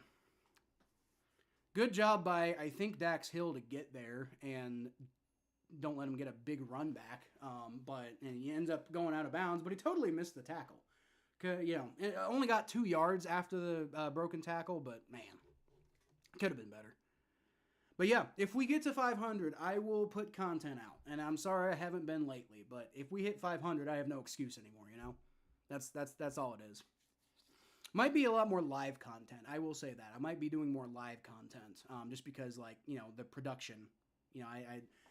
Andy Dalton, I think, got his tip pass there, and he throws it, and it is caught, but only for about, 3 yards or so. So it's going to be 3rd and 5.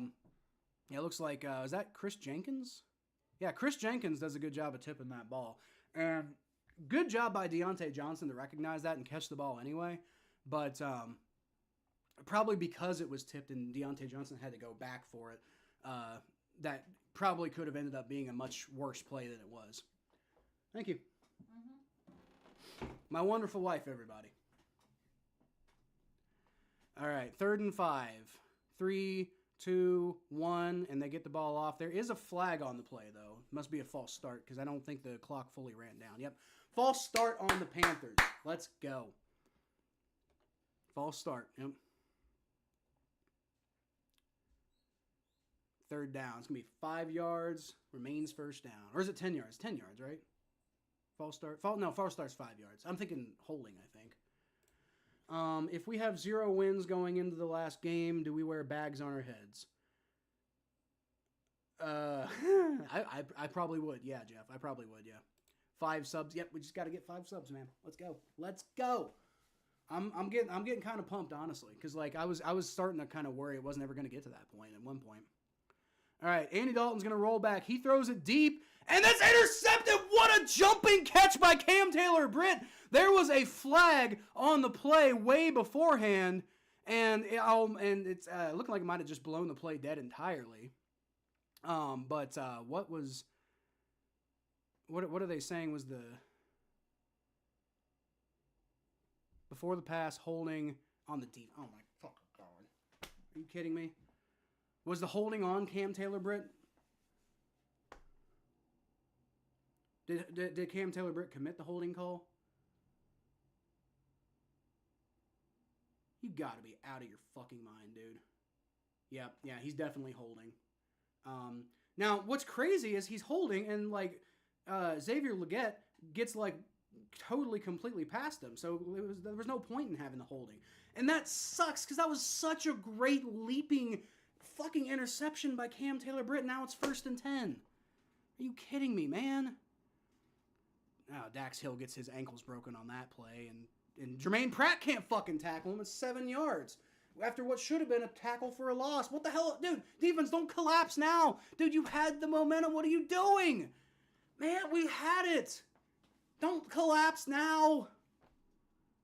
Dax Hill just completely loses his footing on that play, and Mingo, like, jukes Jermaine Pratt into oblivion, and now it's 2nd and 3.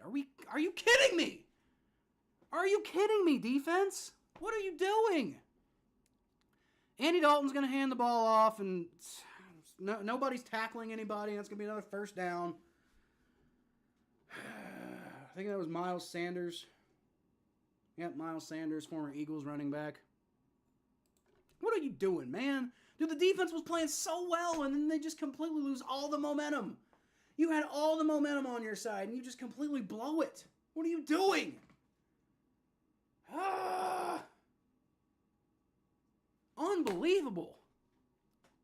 1st and 10 now from the 45.5 yard line, roughly. Dalton's going to hand the ball off, and just breaks right through. Nobody can fucking tackle him, and he just drags everybody for a fucking... Are you kidding me? What the hell is the defense doing, man? Dude, this is the most pathetic... I didn't see them play this bad against the Commanders. And it's just this one drive, to be clear. They've generally been pretty good today. But on the last couple of plays, I don't think I saw a worse series of plays against the Commanders last week. What are you doing? Once you hit that 1K sub threshold, it goes up so fast. Well, honestly, I think once I hit 500, it'll go up fast, right? Because... like I said, I've been struggling to put out content, but I made you a promise. And if we hit 500, I'll put content out.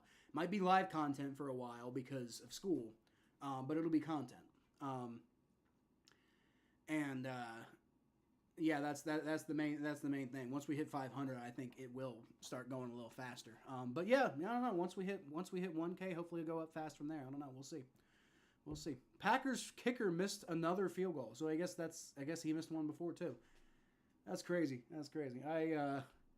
I am interested to see what Tom Grossi says about this game, because it's not just the fact that they're getting crushed, it's the fact that it's against the Vikings. That's rough. Yeah, dude, what a terrible... Oh my god. And the crazy thing is he didn't even need to do that, because he got burnt anyway. You know, the fact that he made that unbelievable interception is insane, and like, what a way to turn that play around. But like... Dude, just if you're going to let the guy burn you, let the guy burn you. Don't get a holding flag on the play. What are you doing? Defense they almost got a couple stops, Majestic YT. That's, dude, the defense is so, they're pissing me off so much right now, man.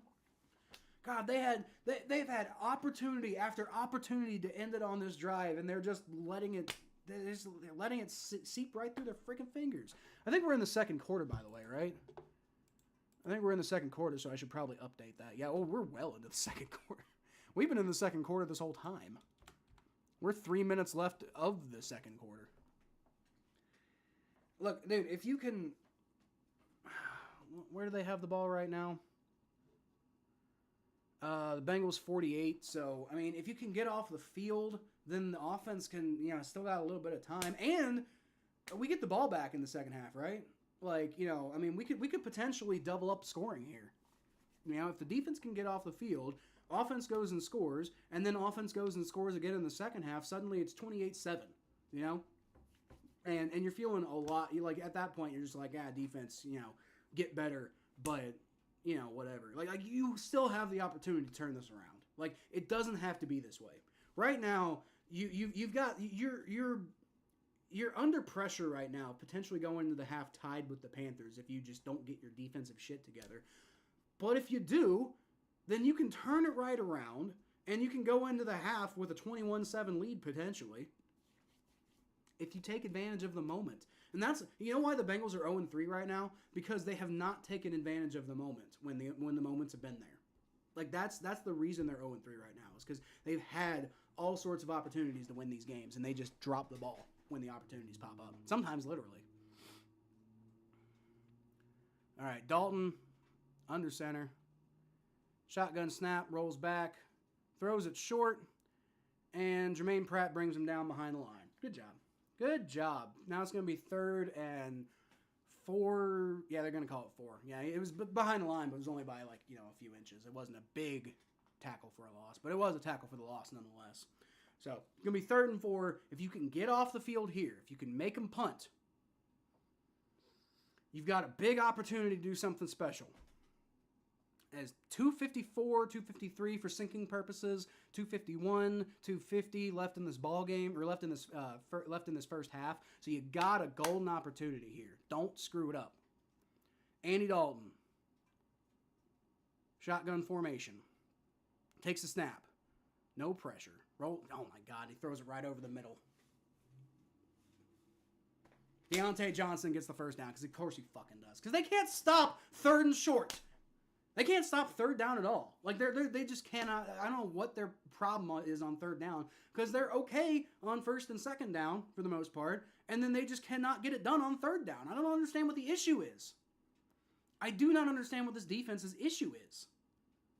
That was DJ Turner, who was on the coverage there. It wasn't terrible coverage, but just letting them take advantage of you.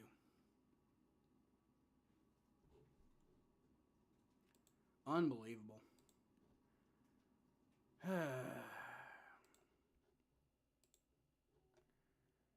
So I probably going to go put a little bit of food in my face at halftime.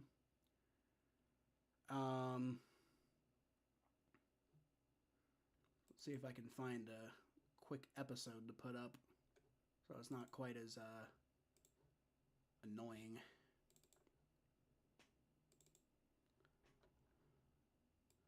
Let's see.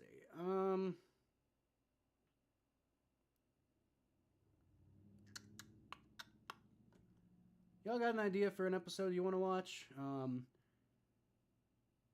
Super Bowl 52 was almost, or 62 or whatever. LVII was almost one of the greatest games of all time. That's a oldie but a goodie. Let's put that one up. So that said, the Chiefs did hold. Okay, so I'm not putting that up now. I'm not putting that up now, but like at halftime, just so I can put a bite to eat in my face, I'll put that up so you're not just staring at a chair for 10 minutes. Defense almost got to stop, man. It's just like it's just a little too late on a lot of this shit, man. I don't understand what their freaking problem is.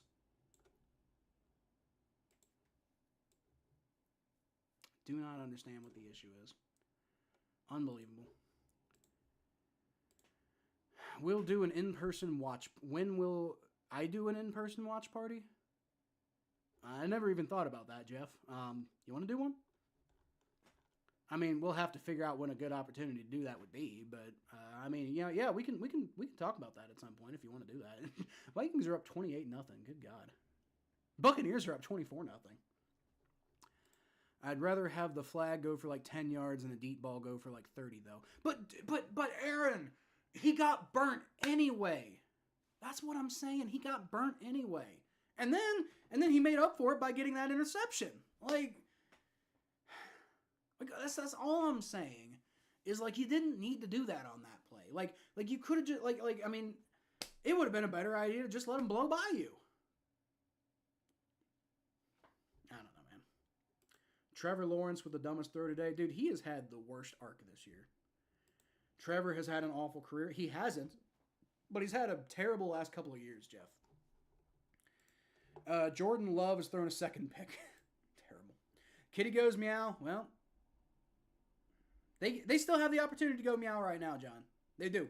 They just got to do it. They just got to do it.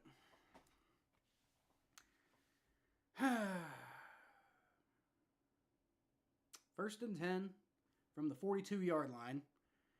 And it's going to be a handoff, and he gets about 3 yards on the play. It's going to be 2nd and 7. That's Miles Sanders on the run.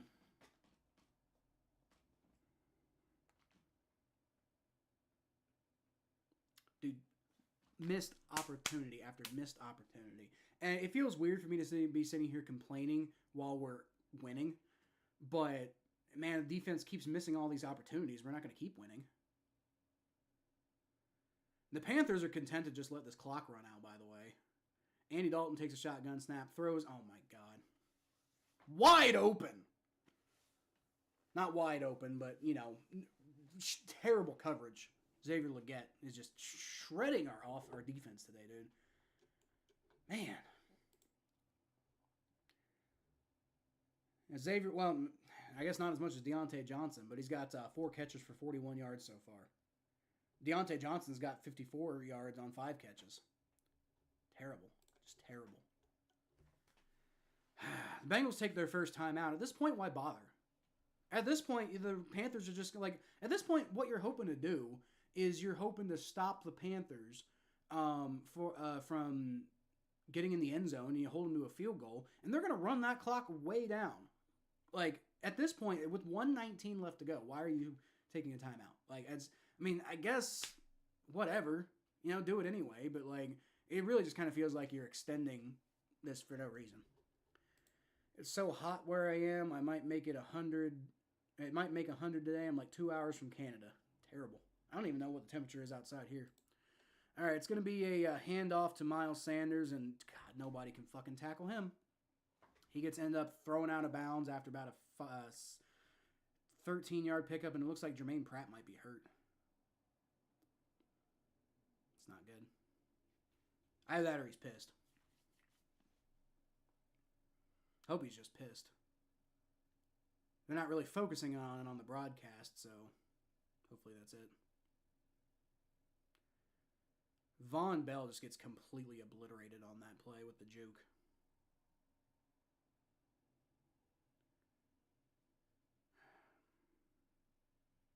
Bengals take a second timeout. Why at this point? Honestly, just like try to run the clock out. Not that the Panthers are going to do that, but I don't know. Tree's not happy? I'm sure he's not, Mark. I'm not terribly happy right now. I mean, I'm glad to be winning at the moment, but like Jermaine Pratt is going off the field, by the way. He's walking off under his own power, so hopefully it's not serious. But you don't like to see that. They're down 17-0. They're almost certainly going to lose with the way their offense is. But I'm not happy right now. Not with the way the defense is playing on this drive. What happened while you were gone, Majestic? Not the defense opportunities, and they're letting the Panthers kind of do what they want right now. That's all that's really happened. Touchdown, Panthers. Andy Dalton throws to the left, and Xavier Legette gets in the end zone. Of course he fucking does. Dude, this defense. This freaking defense, dude. They had golden opportunities on that drive to stop them, and they just didn't. Unbelievable. UNLV is ranked in the top 25 for the first time in program history. That's pretty good, Mark. You a UNLV fan? More of the same with the defense. Yep, they're just they're getting shredded right now. I don't know what the hell to do. You got 1:09 left in the first half, so I mean maybe you can, go down the field and I mean, you got time to go down the field, get some points, but man, you got so many opportunities on defense, and you're just letting them slip by. The extra point's good, by the way. 14-14. There's no reason it should be 14-14. There's zero reason it should be 14-14 right now. Dude, this defense has had some flashes today, but on the whole, it hasn't been good enough. On the whole, defense has not been good enough. All that from one defensive mistake. Yeah, well, a couple defensive mistakes. It was the holding penalty, and then they just can't fucking tackle, and then etc. It's all Panthers now? No, it's not all Panthers right now. The Bengals offense is still doing fine. The defense has shown some flashes. Like, I mean, it's not like Monday where I was just like going in the half like, what the hell is even going on? This is just like, man, the defense is just not getting the job done. But I mean, they're doing okay. If the offense can stay playing well, then I think it'll be fine. But again, with an 0-3 start, it just doesn't feel good. Period. Like, you could be dominating the Panthers right now. You could be dominating the Panthers right now, and it's 14-14 for no goddamn reason. There's no reason it should be 14-14 right now. There's no reason. Unbelievable. With over a minute left in the half, it would be great for Cincinnati to get in field goal range at minimum to score and double dip on their first drive of the third quarter. Well, with over a minute left in the half, Jay, and I think they got a timeout. So theoretically, they'd go get a touchdown. A minute. As long as you're careful with the clock, a minute is plenty of time to go get a touchdown. You could do that, especially with Jamar Chase the way he's playing. But they got to get it done. I think the offense can get it done. So you double dip in the second half, and you're feeling better coming out of the second half. But like, that's a lot of ifs. When again the defense had the opportunity in their hands. That's the issue. UNLV lost their quarterback, right, to an unpaid NIL. I heard about that. I did hear about that. They got to do better. I'm just grasping at straws because my Jayhawks are 1-4. Okay, fair enough. Fair enough, Mark. It's also history for them. I mean, that is cool for UNLV. I'm happy for them. Almost a great play there by Geno Stone to like knock that ball away, but he doesn't get it. And that's what it's been all day for the defense. There've been opportunities, and then they've just generally missed them. The one time somebody like capitalized on an opportunity was Trey Hendrickson knocking that ball out of Andy Dalton's hands. Chase Brown keeps his legs moving on the return. That's a good return down to about the 35-yard line. There you go. That'll help. You got 102 left in the 102 left in the half, and double dipping is the name of the game right now. Go get a score. If you get a touchdown, great. But if you get a field goal, that's good. I'll take a field goal. At least you'll have real bathrooms when you go to a game soon. Did they upgrade the bathrooms? I felt the same when playing the Giants, but the refs call every flag on the Cowboys and never miss a flag. Joe Burrow, shotgun snap. He's going to throw it down short to Zach Moss, who's got plenty of running room, and he gets out of bounds. Not a huge play there, but hey, get out of bounds. 54 seconds left, and you get some yards. That's something. 2nd and 5. Now, if he had gotten tackled in bounds, that would have been a disastrous play. But get out of bounds, whatever. Refs call every flag on the Cowboys. They never miss a flag. It's fair. I like it when teams and schools make history. I mean, that is cool, Mark. That is cool. As long as they don't do it against my team. That's all I care about. Joe Burrow, shotgun formation. He's got Zach Moss to his left. Takes the shotgun snap. And he throws it short to Zach Moss. For why, I don't know. And he's going to get no... What are you doing? What are you doing? You're going to have to spike the ball now. And then it's going to be 4th down. The Bengals took their timeout. Of course they fucking did. What a stupid play. What the hell are you doing on that play? Why is that a short pass to Zach Moss? In the middle of the field. Like, what on earth are you doing? Zach Moss should have also made a beeline to the sideline too. Like, give up on the play, whatever. Now you don't have any timeouts left. Like, what are you doing? That was stupid. That was stupid all around. It's a bad play call.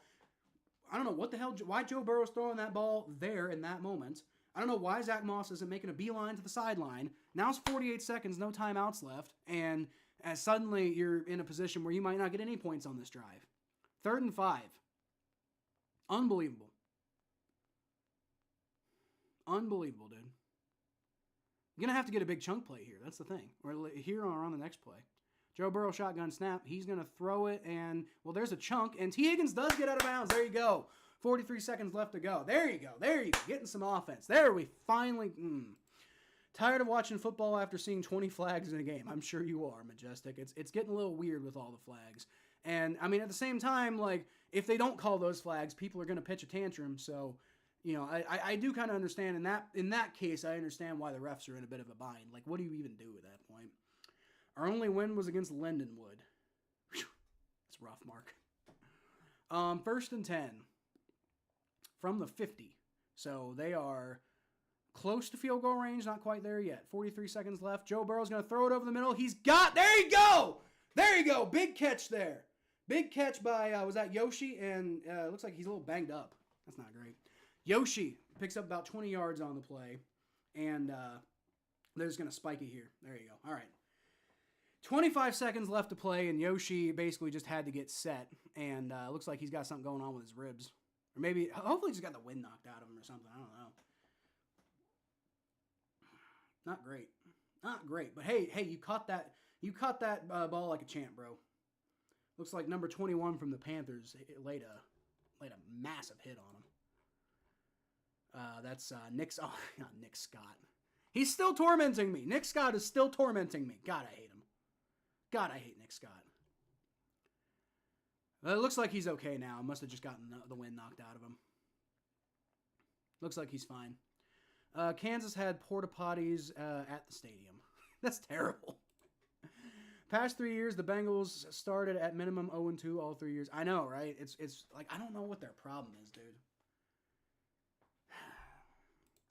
I believe they'll finish the year strong. I agree. I think they'll finish the year strong. It's just they need to hurry up and do it, because if they don't, then a strong finish won't matter, you know? 26 seconds left. It's 1st and 10. No timeouts, but they got the ball at the 21-yard line. Joe Burrow, shotgun snap. He throws, and that's just too far for T. Higgins.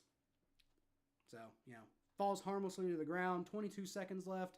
And, I mean, I guess whatever. If, you know, that's... You only got so many plays left in the half anyway, so just don't burn clock. Burning clock right now is the worst thing you can do. At this point, you got to get it to the sideline, because, like, if you get tackled in the middle of the field right now, that's basically it.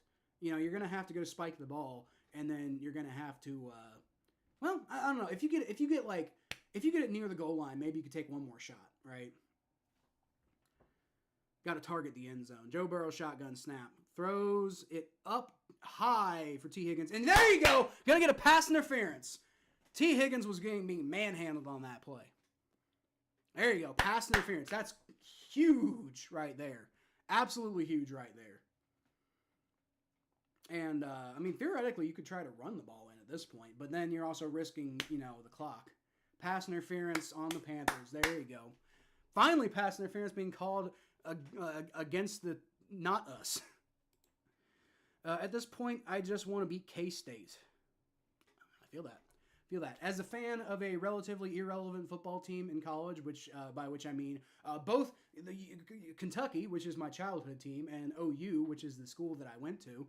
I'm also currently going to UC, but you know, UC is usually irrelevant. They just had they had that one year which was interesting. But for the most part, my teams are generally pretty irrelevant. So I understand where you're at on that one, Mark. I just want to beat our rival. You know, OU.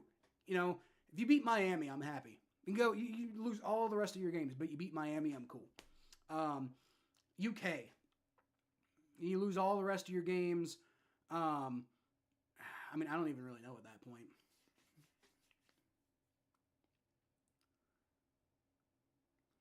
That's, I will say that is a soft call. So that is a soft call for pass interference. But I thought that would have been on the 1 yard line. Okay, never mind. You're not running the ball. 17 seconds left. Joe Burrow takes a shotgun snap. He looks around. He throws, and That was yeah. There you go. That's definitely pass interference. T. Higgins got tackled on that play. That is definitely pass interference on J.C. Horn. Without a doubt, that's pass interference on J.C. Horn, and he's pissed. But you can't tackle T. Higgins. I mean, maybe he flopped. I don't know. We'll have to see. But I mean, yeah, that's gonna get called every single time, bro. The refs are on our side for once. What a turn of events. Oh yeah, no, he is absolutely manhandled. That's at least holding. That's at least holding. If it's not pass interference, that's at least they're calling pass interference, but that's at least holding, which is essentially at this stage of the field, it's basically the same thing anyway. Joe Burrow, what the hell? It's gonna be a false start. They blew the play dead. Burrow was rolling out to his left.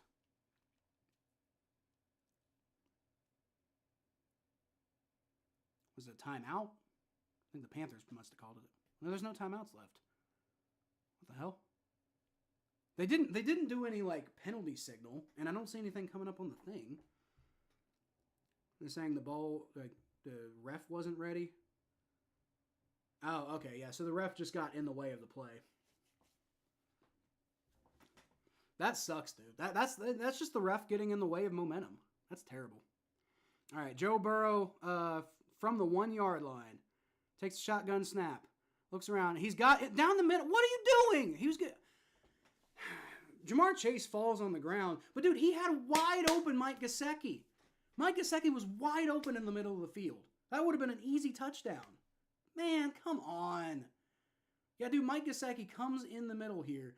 Wide open. You got Mike Gesicki. What are you doing?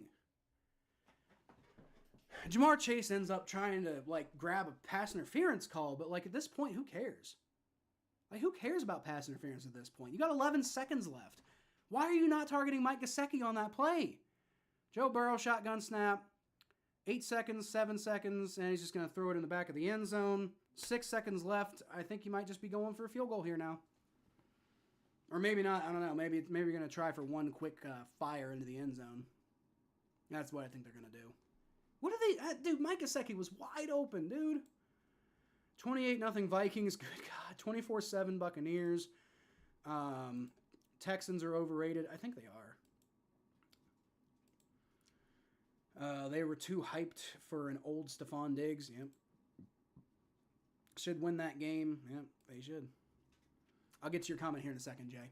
Joe Burrow takes a shotgun snap, 3rd down. He's got Zach Moss, who, there you go, touchdown! He dives in! Almost lost his footing, and that would have just been the end of the half because they couldn't have stopped the clock. But he stays on his feet, and he dives into the end zone. Zach Moss, let's go. And there's only 1 second left on the clock now. Wow, you know what? If you're gonna do a drive that way, do it that way, I guess. Whatever. Yeah, Zach Moss almost lost his footing and almost went down, but he stays on his feet. Manages to stay on his feet and dives forward for the touchdown. And it actually kind of worked out because he had to make that cut because he was about to get tackled in the middle of the field. The defender dives at him and gives him an opportunity to dive forward for the touchdown. So that worked out just fine. Evan McPherson, the extra point is up, and that is good. Let's go! Let's go! Mikey says he's not happy. I'm sorry, Mikey. You know, it was crazy. You've been happy for the most... You were happy for both the first 2 weeks, and I was pissed off. Came in last week. It wasn't such a great game for you guys, but, now I'm happy and you're not happy. That's interesting how it goes that way. Sorry about your luck, though. Jay, you retracted the message, so that was a pretty long one. I was going to read it, but okay, whatever. Fair enough. Wow. Hey, we got it. We got it in there. We got it in there, Jeff. Oh, you got to love to see it. Boy, you love to see it. Zach Moss, dude, everybody's like, oh, we should have kept Joe Mixon. Dude, look, I love Joe Mixon. Big Joe Mixon guy. But, dude, Zach Moss is fine. Zach Moss and Chase Brown are a great running back tandem. They've been having a good year. And that could have been a disastrous play for the Bengals. And that's the type of play that Joe Mixon doesn't get in the end zone. That's what I'm saying, man. Oh, gotta love it. Gotta love it. All right, so that's a touchback on the kickoff. The Bengals understood the assignment and took advantage of the Panthers' lack of discipline. They sure did. If they can make this a 2-possession ball game in the third quarter, I'll be relieved. I will too, Jay. Aaron, I no longer want to kill the Bengals. Me too. Dude, it's been a roller coaster of emotions so far today because, offense has been doing good. Defense was doing good, and then suddenly the defense just forgot how to play football despite having a great drive. Panthers, I'm assuming, are going to come out here and kneel on the clock here. Yep, Andy Dalton takes a snap, kneels. And it is halftime. All right. So Bengals are going to get the ball first in the second half, and with the way the offense is playing, there's no reason to think that they can't double up and end up with a 14-point advantage. Would have been nice if it was a 21-point advantage, but, the defense did the defense thing. Whatever. Hey, 21-14, got a good chance to come away with a win this week. And also, we get to even the score up with Andy Dalton. That's as feel-good of a story as you're going to get when you start 0-3. Yep. Falcons have scored 0 offensive points. Got to do better, Mikey, though. That's what everybody's been telling me. Got to do better. And that's what I've been saying to the Bengals, too. Got to do better. The Falcons are being outplayed on both sides of the ball and winning. Honestly, I think that should just tell you right there, why I said maybe the Saints aren't as good as their first 2 weeks look. Because, basically the Saints are beating themselves right now, right? What you guys are telling me, the Saints are beating themselves. That's my interpretation of that. Mikey clapping back. That was week 2, Majestic. There you go. Love the trash talk. All right. So just to catch up with the halftime scores, the Saints are up 14-17. Wait, what? Rewind. The Falcons are up 17-14 over the Saints, which is what everybody's been talking about in the chat anyway. Oh, wow. What a play. On that interception return for a touchdown by Troy Anderson. That was an incredible play by the Falcons defense. Gotta give him, I know you hate him, Mikey, but you gotta give him credit for it. Bears up 10-6 on the Rams. Vikings up 28-0 on the Packers. Oh, poor Tom Grassi. Colts are up 17-3 on the Steelers. Hopefully they don't lose that momentum. But, the idea of the Steelers scoring 14 points in one half is just not something I can see. Jets up 3-0 on the Broncos. God, what a terrible game that's got to be to watch. Perna's going to come out with another one of those new worst games, right? That's what I imagine. How's Bo Nix doing? What the fuck? Bo Nix has had 15 pass attempts, 7 of which have been completed, for a total of -7 yards. What the hell? What? What kind of... How do they even do that? Okay, I guess you throw it in the back, because they don't count interceptions for negative yards, right? So that must have been like he threw in the backfield a few times, and it turned out to be nothing every time, and lost yards. So, fair enough, but oh my god. -7 yards on 15 pass attempts. Aaron Rodgers isn't doing great, but at least he's in the positive. He's only had 15 pass attempts, but he's in the positive with 60. Both guys not having great games, but at least he doesn't have -7 yards. Oh my god. Broncos running game is doing a little better than New York's, but still not great. Man, what a terrible game. That's going to be an awful game to watch. I kind of feel for Brandon Perna, not because his team's losing, because he has to watch that game. Buccaneers up 24-7 on the Eagles. Bengals up 21-14. Let's fucking go on the Panthers. Texans up 17-13 on the Jaguars. So, in theory, the Texans should win that game, but I think they might be a little overrated. All right, well, doing all right so far. Mikey, it was terrible. Yeah, it was terrible. That was an awful game by you guys, Majestic. A pick six, muffed punt, and field goal. We still gonna win. I mean, you could. You're only down by 3. Jets and Patriots average score by halftime 3-0. Terrible. Nick says, "How about that last touchdown? It was dude. Oh, what a play by Zach Moss. Like, what a play by Zach Moss. And that's the thing. Like, the Bengals have had some really impressive touchdown plays this year. The fact that they're 0-3 is unfortunate because there's been some great plays that the Bengals have made. And they're all just going to get forgotten about because it's been a bad start to the season. But, dude, Zach Moss went like that. For him to stay on his feet like that and get in the end zone, like, he turned what could have been a disastrous play where we probably would have gotten 0 points because we wouldn't have had time to kick a field goal. Turned that into a touchdown. What a play. Gotta love it. Zach Moss is hella underrated, Majestic. That's the truth right there. All right. So I am going to, it's halftime right now. What I'm going to do, I'm going to go, I'm going to go for the O again. It worked on the last time I did it. I'm going to go for the O because the Bengals get the ball back in the first half. I'm going to leave y'all with an old episode from when the Bengals were in the Super Bowl. Like, it was after the Super Bowl, and I think I was basically saying, that could have been one of the greatest games of all time, but just a couple of weird things here and there made it, it's going to be probably largely forgotten about. So, anyway, I'll leave you guys with this episode for now, and I'll be back before halftime ends, before the third quarter. That said, the Chiefs did hold the Eagles to a field goal.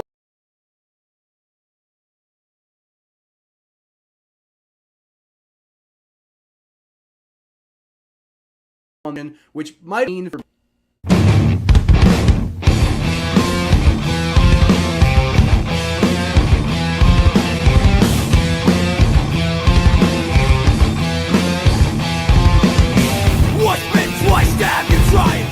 Welcome to the jungle, everyone. I'm Kyle Phelps, and it had to be the damn Chiefs, didn't it?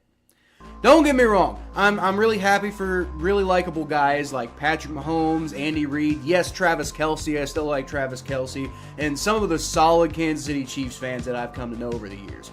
Oh, and Carlos Dunlap is a Super Bowl champion. I can find some happiness in that personally. But damn it, that also means Juju Smith-Schuster, Brittany Mahomes, Jackson Mahomes, and the litany of just god-awful Chiefs fans that exist in that fan base. We're also celebrating today, and that right there is what makes me so disgusted, and part of why I was rooting for the Eagles. Oh well, though, despite Juju winning a ring, we'll always have this beautiful hit that signaled the beginning of the end in Pittsburgh. But before we get into breaking down Super Bowl 57, I'd just like to ask that you like the video and subscribe to the channel if you're enjoying the content.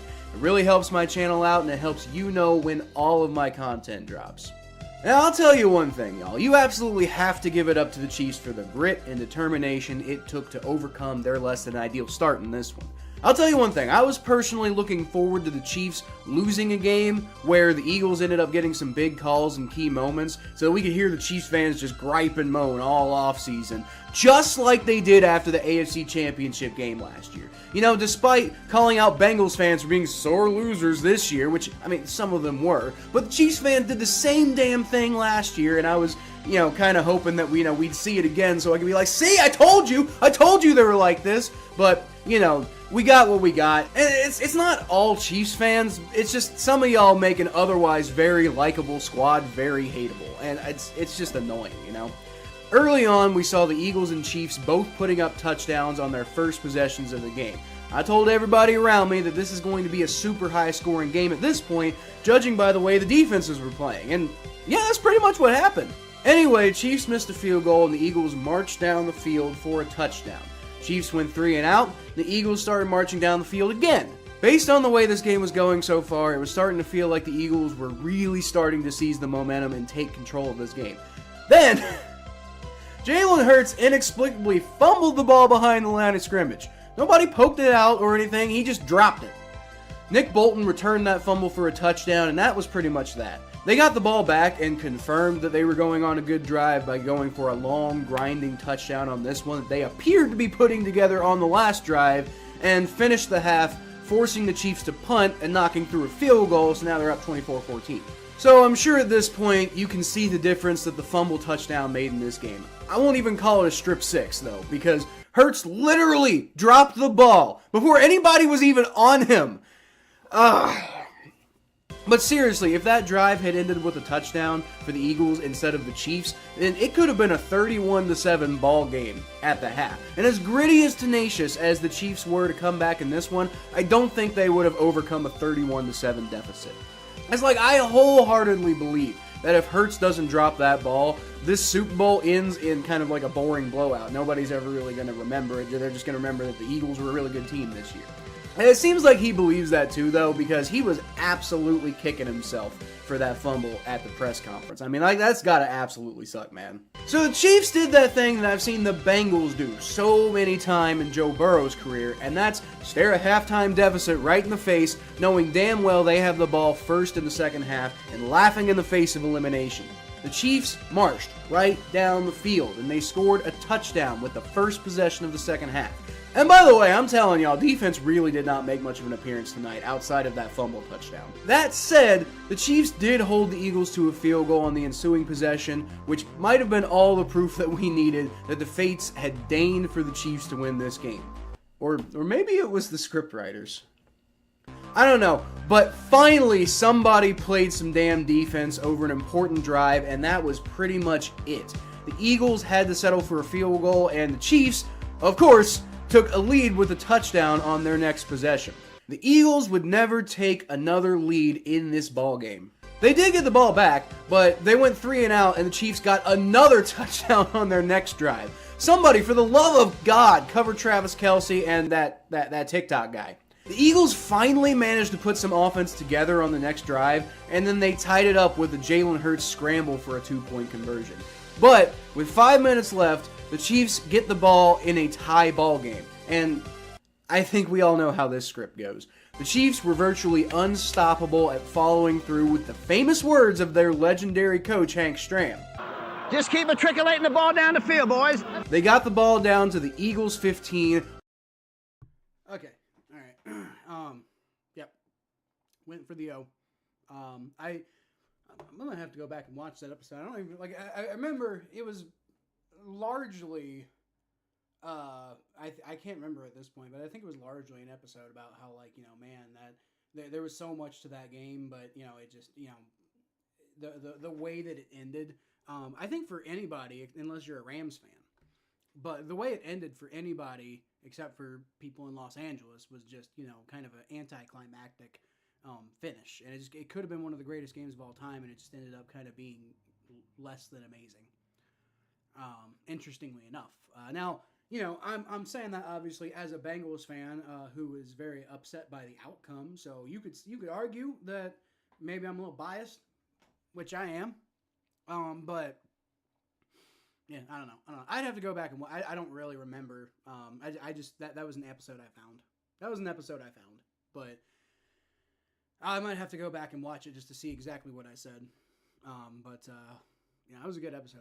I really want to get back to making episodes like that where you know, it's produced. I just don't have time to do all the production, and that's why I'm saying if we hit 500, I'll probably be doing more live streams, because it just doesn't require as much production. It just requires me to sit down and talk about it. You know, like all the production, honestly, is what causes me to not be able to come out with episodes with the regularity I want to, just because of being in school and having all these deadlines and having to work and all that stuff. It's the main reason why it's taken so much of a hit. But I mean, like, I could just put out like relatively simple content, and probably be a lot better. So yeah, we'll see. But I'll have to go back and watch that episode. Eventually though, like, you know, hope maybe after school's over, maybe I can get back to, you know, doing high production episodes and stuff like that, you know? Not high production value by any means, but, you know, me actually putting the effort in and stuff. Rams didn't deserve that Super Bowl win. I don't know if I can say that. Their defense sure did. Their defense played well against our offense. Now, I think I can cleanly say I don't think the Bengals deserved to win, because they had opportunities, regardless of the refs. There were opportunities to win that game, and they just like couldn't get it going. And especially with the state of the offensive line at the time, you know, going up against Aaron Donald and Von Miller and that, you know, that Rams that Rams pass rush. I don't think that they handled that situation well, and I do think that I don't necessarily think the Bengals deserve to win. The Rams, I don't know, they didn't have a great game, but they did enough to win, and I don't know. I think they more or less deserved it. Like I know what you're saying, Majestic, but I don't quite fully all the way agree with that. Okay, my stream just decided to poop out on me. Luckily, I think if we miss anything, it'll just be the kickoff. There we go. Stop talking. Okay. So apparently the announcers are saying the Panthers can come back. I mean, they certainly can. There's no reason to think they can't, especially with the way that the defense is playing. But Bengals have a really great opportunity here to get a 14-point advantage. It'd be really nice if they could just do that.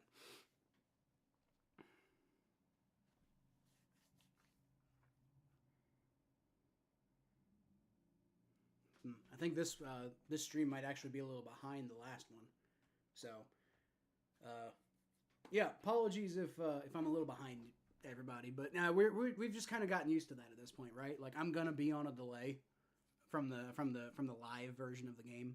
So once again, if you want me to, be synced up with the game, you can easily do that by either pausing me or pausing your stream or whatever. And unless if you're watching on TV, it's gonna be kind of hard, right? But if you have DVR, but if you just have like basic TV, then it might be pretty hard to sync me up. But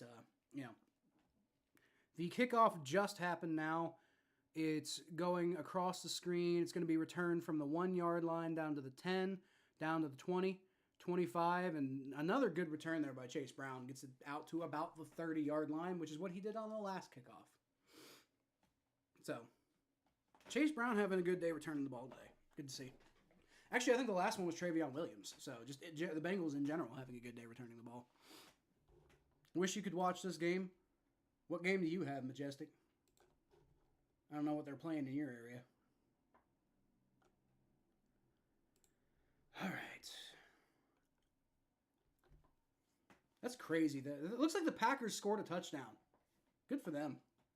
Packers actually got it on the board. All right, Joe Burrow, 1st and 10, takes a shotgun snap, rolls back, very good protection. He's got Eric all over the middle, who falls forward for a first down. There you go. Dude, this offensive line, somebody's got to really give the offensive line credit. They've been playing really well this year. It hasn't been perfect. There's been an issue here and there, like a normal offensive line. But man, this whole narrative of the Bengals offensive line has been the thing holding Joe Burrow back his whole career. Can't say that anymore. The offensive line's great. Offensive line's playing very well. All right, pistol formation. Joe Burrow. He's got Chase Brown behind him, and he's going to pitch it to him.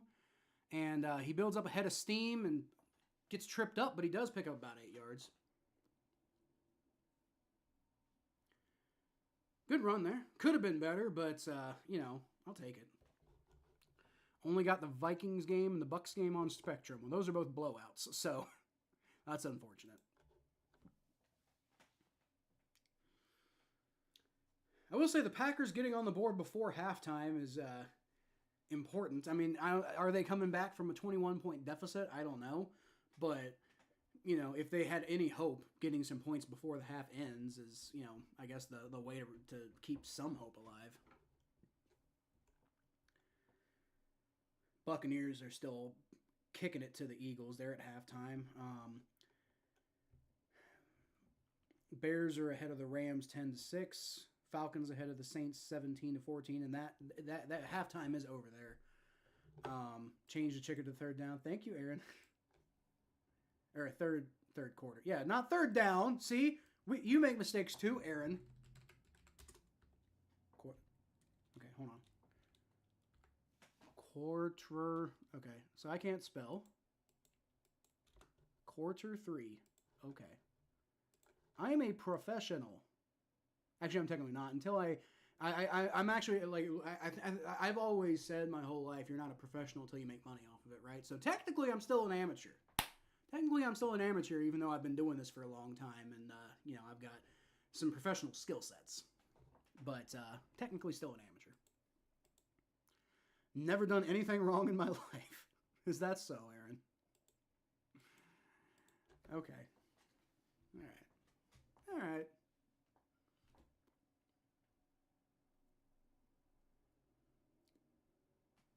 Did my stream freeze? Okay, here we go. Good shit, Jeff. All right, well, offense is still looking okay. That's good news. Steelers are driving against the Colts for what it's worth. You know, up 17-3, but they got the ball on the Colts side of the field. So, no, it's 4th and 4. So they're probably. I'm imagining they're going to punt now because they got the ball at the 48. It's a little too, like, I mean that's enough room to punt. I think from the 48. So I think they'll. Well, then again, I don't know. Maybe they should go for it. 4th and 4. I don't know. Like you're down 17-3, and the first half was terrible. So maybe take the opportunities you have when you got them. I don't know. If I'm Mike Tomlin though, Mike Tomlin's generally a little more conservative with that. At 49ers Lions, hold on. Handoff to Chase Brown, and he finds a hole. There you go. Picks up, gets down to the 40-35. Gets tackled about the 33-yard line. Good run by Chase Brown there. There you go. You love to see it. If the 49ers, Lions, Sheagles, and Saints lose today, I'm going to be feeling good.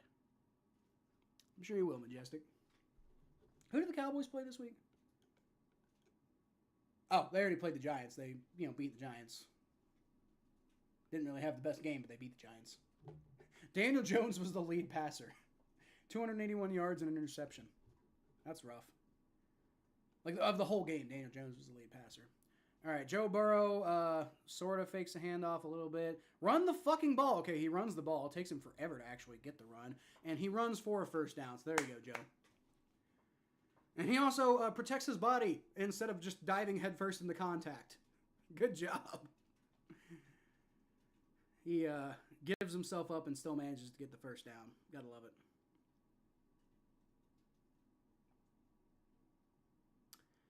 All right, 1st and 10, and the Bengals got the ball at the 23-yard line, I believe. 23? Let's go, Colts. Let's go, Colts! Hell yeah. Lions don't play it. Do they not? Or they play tomorrow. Yeah, they play tomorrow. Joe Burrow, under center snap, hands the ball off to Zach Moss, who doesn't get a whole lot, maybe about 3 yards. Didn't really have a lane to go off of there. I forgot they get the Monday night game. Yeah, they're playing the Seahawks. They got the late Monday night game. So there's the 7:30 game is Titans-Dolphins, and then the 8:15 game is Seahawks-Lions. Yeah, Seahawks-Lions. 8 p.m. 8:15 p.m. Might be an interesting game because the Seahawks have been a little bit better than I think people expected, and the Lions are still a good football team. 2nd and 7, Joe Burrow shotgun formation. He's got Chase Brown in the backfield with him. Takes the snap, looks around, throws it short to Chase Brown, who finds a lane on the outside and gets the first down. There you go. First down, baby. Let's get that ball in the end zone. Kyle, can I make you a custom PFP for YouTube? I made mine. Oh, like a logo? You can make one. I kind of already have my logo, and I was thinking about updating my logo. I mean, if you want to update my logo, we can see. I was gonna do it myself as part of what I'm doing with school. But I mean, if you give me a good idea, you can throw it my way, and I can look at it for sure. I mean, I'll give it a look.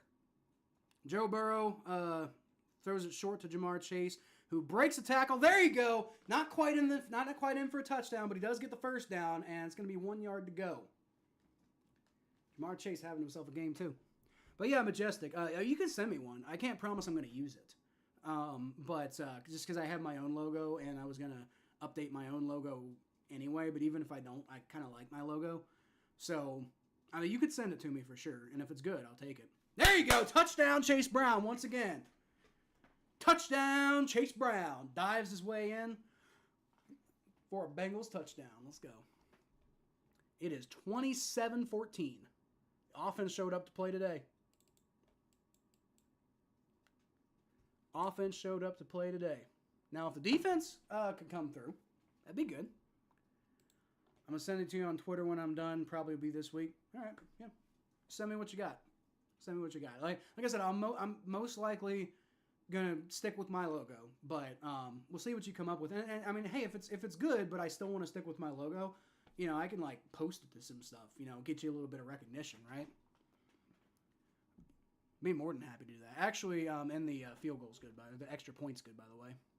But one thing I'm gonna be doing is for my capstone project at school, I'm going to be building a website for my channel, and I was kind of hoping to have like a create like a fan zone creative portion where you guys, if you want, can put content up, and you know you can kind of like, you know, like if you want to put like your own creative stuff up, and you know kind of just make it a fun thing, and we can all like, you know, have like a discussion board about it and stuff like that.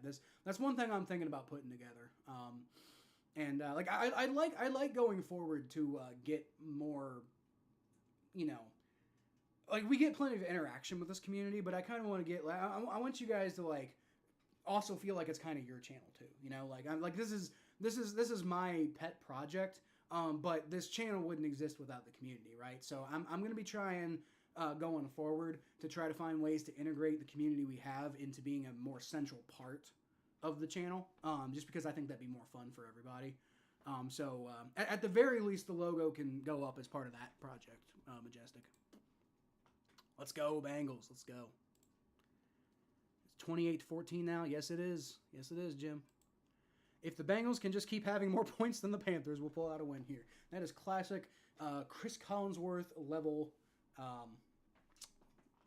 analysis right there, Aaron. But you know what? 28-14, you know, we should. God, if we lose this fucking game, knock on all the goddamn wood. But if we lose this game, I'm going to be so pissed. So pissed. But, hey, 14, up by 14, it feels kind of safe. I would just be careful with that, Jeff. Be careful. Don't say it. Don't jinx it. Because it's the fucking Bengals. You never know. You never know with the Bengals. If anything, just want to give you an idea of how good it can look with the orange and black theme. Hell yeah, yeah. Do what we'll do, right? Yeah. If you, like I said, if you want to put some content up, by all means, you know. Like, yeah. If you know what? Here's the thing. Like, you also, even if I don't use it, you might give me some ideas, you know, about how I can kind of morph mine, right? The double dip attempt worked. Yes, it did, Jay. So now it's the defense's job to keep it up. Well, it'd be nice if the defense could, like, get some stops. Like, just, like, 1 or 2 stops the rest of the game, honestly. Like, that's all you need. You're up 14 points. Like, I mean, there's no reason at this point why you shouldn't be able to... Like, I mean, with the way the offense is playing, even if they completely turn it off at this point, even if the offense just completely turned it off, they got, like, a field goal the rest of the game. You know? Like, if the defense just has an average game the rest of the way, they should be fine, you know?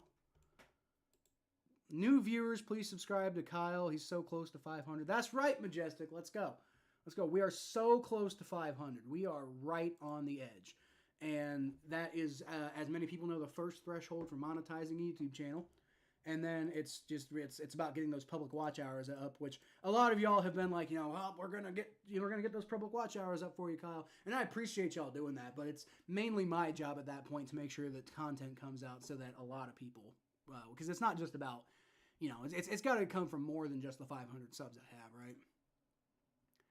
All right, Andy Dalton, shotgun snap. He looks around, and he's just going to run it himself this time, and he picks up about... Did you let Andy Dalton get 7 yards on the ground against you? What the hell? What the fuck?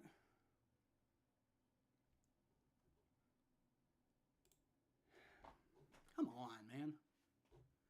2nd and 3, I think. 2nd and 4, actually.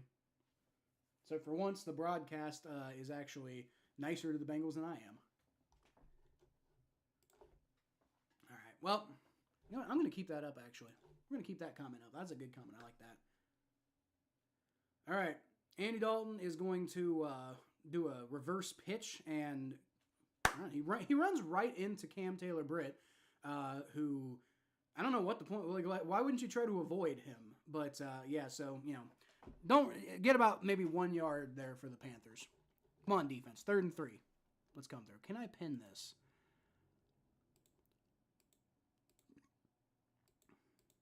I don't know if it's gonna let me pin it. Whatever. Or maybe if I go to the YouTube stream itself. All right, I'll figure that out here in a second. 3rd and 2, Andy Dalton shotgun formation. Takes the snap, rolls back, and he just overthrows Miles Sanders. What the hell?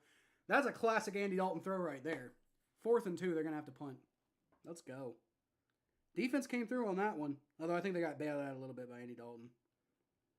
Here we go. Got your message pinned, Majestic. Got your message pinned. All right. We are so close, guys. We are so close. Well, we're so close to 500 subs, but we're so close to the Bengals, like, really kind of taking full control. I mean, they've got control of this game right now, but we're so close to it just being full, total control of this game. All right. So it's going to be returned by Charlie Jones from the 15. He just goes sideways and picks up about 3 yards. It wasn't the best return of all time, but whatever. It gets on my nerves seeing Jordan Battle out there on special teams. Like, he should be... Like, Jordan Battle should probably be getting more opportunities to play on defense than he does. I don't know what the issue is. Like, I mean, Geno Stone is pretty good, but he's also kind of up and down sometimes. Von Bell has had some big problem plays. He's played overall well, but he's also had some big problematic plays, too.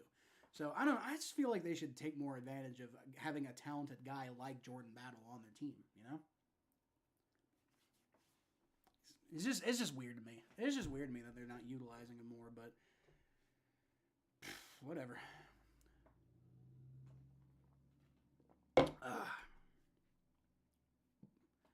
Let's do this every week, dude. Can we do this every week where the Bengals just, like, play well and I'm happy? You know?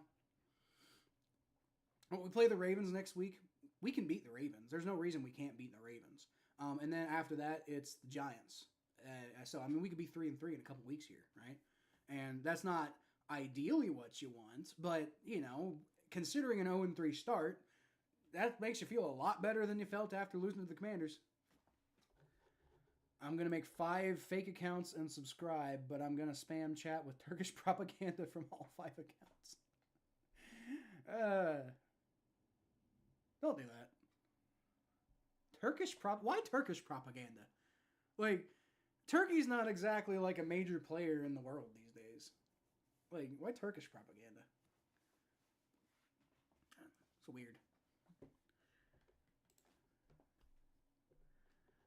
Okay. They have good food. Well, they do have good food. I'll give you that. I'd love to go to Istanbul one day, personally. They got good food. Mediterranean food in general is pretty good. But you're gonna give propaganda about their food? Because, like, I'd be all for that. You know, maybe not 5 fake accounts because we just told YouTube that that's what you're gonna do. Maybe now we can't do that you announced it. But, you know, I mean, I might be down for the Turkish food propaganda at the very least. They do have good food. All right, so while we're on break, let's see what else is going on. Packers haven't done a whole lot. Oh, wait, no. Okay, the half just started. Vikings got the ball 1st and 10 at the Minnesota 18. But they're up 28-7, so I think they're feeling okay right now. Anyway, Bengals are back. Joe Burrow's in shotgun formation. Eric All motions to the right. Chase Brown takes the handoff, and he picks up about 4 yards, I think, on the play. 4 yards. Good first down run. I'll spam with Ottoman propaganda. Don't spam with Ottoman propaganda. What is this, 1910? Now he only has to make 4, and I can make 1. Yeah. How about they actually won World War I? They certainly did not. if anybody lost World War One, I mean, don't get me wrong, Germany lost World War One, and they kind of got like screwed over by the Treaty of Versailles and all. But like the Ottoman Empire basically ceased to exist after World War One. So did the Austrian Empire. So like Germany, honestly, as bad as Germany got screwed over after World War One, at least they continued to exist. Like Byzantine propaganda. No, dude, I do not want any Roman propaganda of any kind, even if it's Byzantine. I will not sit here and condone Roman propaganda of any kind. Fuck Rome. Joe Burrow shotgun snap. Somebody's helmet came off. He's going to throw it deep for T. Higgins, and there's no flag on the play? All right, whatever. It was a weird play. Mongolian propaganda. Once again, there's like, what propaganda, like Mongolia is barely even a thing at this point. Like maybe 40 years ago when they were part of the USSR, but at this point, like what is Mongolia, like what does Mongolia have to offer? 4th and 6. So the offense finally has a bad drive. Up 28-14, I guess I'm okay with that. Ryan Reckow with a very nice punt. Woo, down to the 15. Ryan Reckow. Dude, Brad Robbins is, I think I'm going to go ahead and predict Brad Robbins is not coming back at this point because Ryan Reckow has been an incredible punter for the Bengals so far. He just flips field goal position. Ryan Reckow is the next big punter for the Bengals, I think. Horse archer supremacy. You know what? Let's just go all the way back to the Yamnaya culture. Let's do Yamnaya propaganda from like 15,000 years ago. From like back even before like antiquity, back before like the archaic Greek era. Back before there were any empires in the Middle East. Let's just go all the way back to the Yamnaya propaganda. That's what I want to do. If we're going for like straight up like just the supremacy of having horses. Hunter-gatherer propaganda. There you go. Although you know what, let's go with Australopithecus propaganda. We're straight up going back to a different species. We're just straight up going back to a different species at this point. We're gonna go back to the fish that crawled out of the ocean. That's what we're gonna do. The first DNA speck to land on Earth. We're gonna do propaganda for that guy. From the comet. From the comet that theoretically propagated life on Earth. The Cretaceous area propaganda. That's what we should do. I'm sorry, I said Cretaceous era. The Cretaceous era was the era ruled by crabs. Rex Stega, 2024. Big Bang propaganda. We should go back to the universe before that. We were like to the ancestor universe, to like before the Big Bang, before the Big Bang theoretically collapsed, or before the universe collapsed and then later had a Big Bang to create our current universe. We're going back to that universe. Back when lizardmen roamed the entire universe and had a. You know what? No, we're just going straight to Star Wars lore. We're going to Star Wars lore. This is gonna be ricotta propaganda. Like the like super ancient like weird hammerhead shark looking dudes who like ruled the entire galaxy like before the Sith even existed. Yeah, we're going back to ricotta propaganda at this point. All right, Andy Dalton is going to hand the ball off to Chuba Hubbard, and he picks up about 3 yards on the play, maybe 4, actually maybe 5. That was very close to being a face mask penalty, but whatever. Awake propaganda. Is that propaganda for being awake? Like, I woke up and now I am your overlord? Is that the kind of shit we're going for? Oh, you retracted it. You must have meant something else. Okay, fair enough. 2nd and 6. Let's go, defense. Come on, get off the field. Don't give the Panthers anything here. Just clamp down. And instead, they let Chuba Hubbard get a first down. Come on, guys. Come on. Look, I'm not super worried about it because it's 28-14.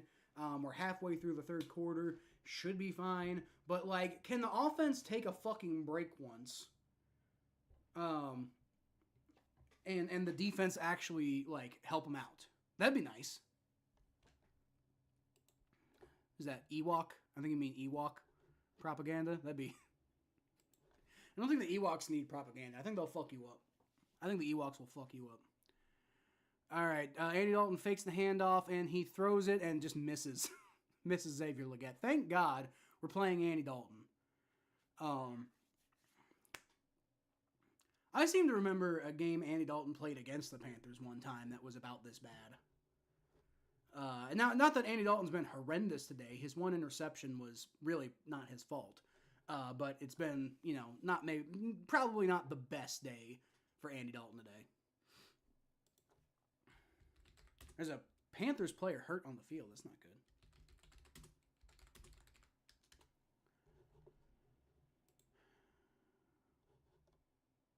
They're not saying who the player is. Let me see if I can find it on the box score.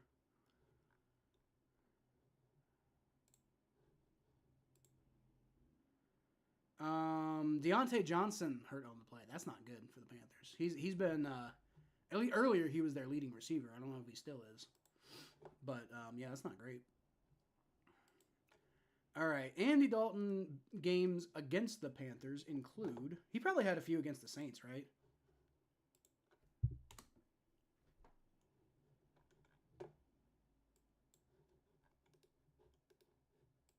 Dude, what's going on with his website? We just try a different browser then. It's apparently not going to work in Chrome.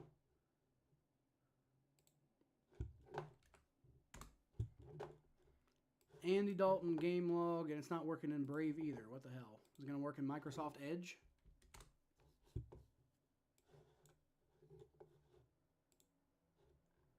There we go. Okay. So, games against the Panthers. Let's CAR.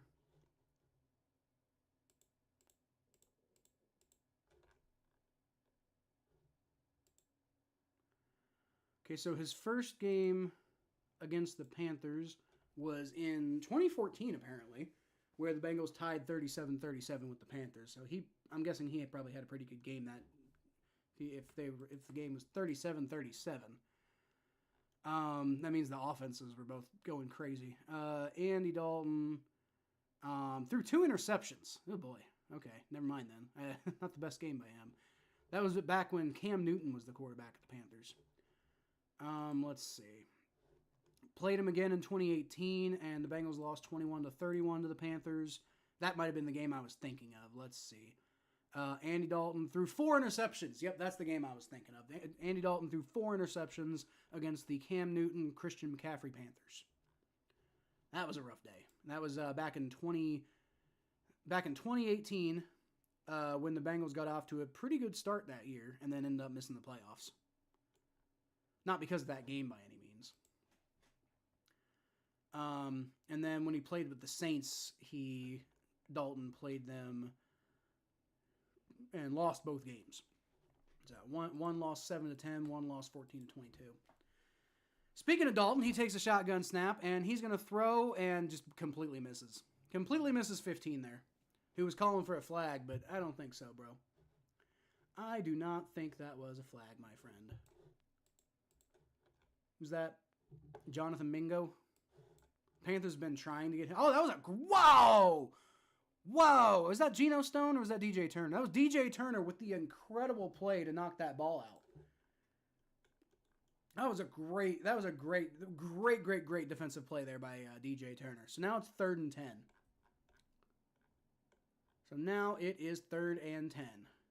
Andy Dalton takes a shotgun snap. There is a flag on the play, and I believe that's going to be a false start on the Panthers. Okay, so Andy Dalton apparently in this 10-7 game where he played with the Saints and lost. Hold on. Flag, false start, yeah. So he didn't have a horrible game. A touchdown and 0 interceptions. Didn't really do a whole lot throwing the ball, but it looks like it wasn't really his fault they lost that game. And then the other game they played against the Panthers was a 22-14 loss. And that was Baker Mayfield. Andy Dalton wasn't even the starter for that game. Okay, so Andy Dalton has had one very bad game against the Panthers in his career, and that was for the Bengals. All right, 3rd and 15. Dalton throws short to Miles Sanders, and the Bengals let him pick up some yards and picks up most of that, but not quite. Not really. He's still about 3 yards to go for the third down conversion. So I would imagine the Panthers are going to punt here because it's still the third quarter. Yeah, offense is coming off the field here. Now, if it was already the fourth quarter, you're down 14 points. Maybe you go for it here because it's like the 40-yard line or something like that. So it's not like you're backed all the way up. But punting here definitely makes sense in this situation. Oh, they're going for a fake punt, and he dropped it.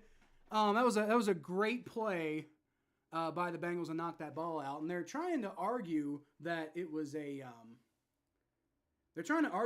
fumble and a recovery. But either way, it was definitely not a catch.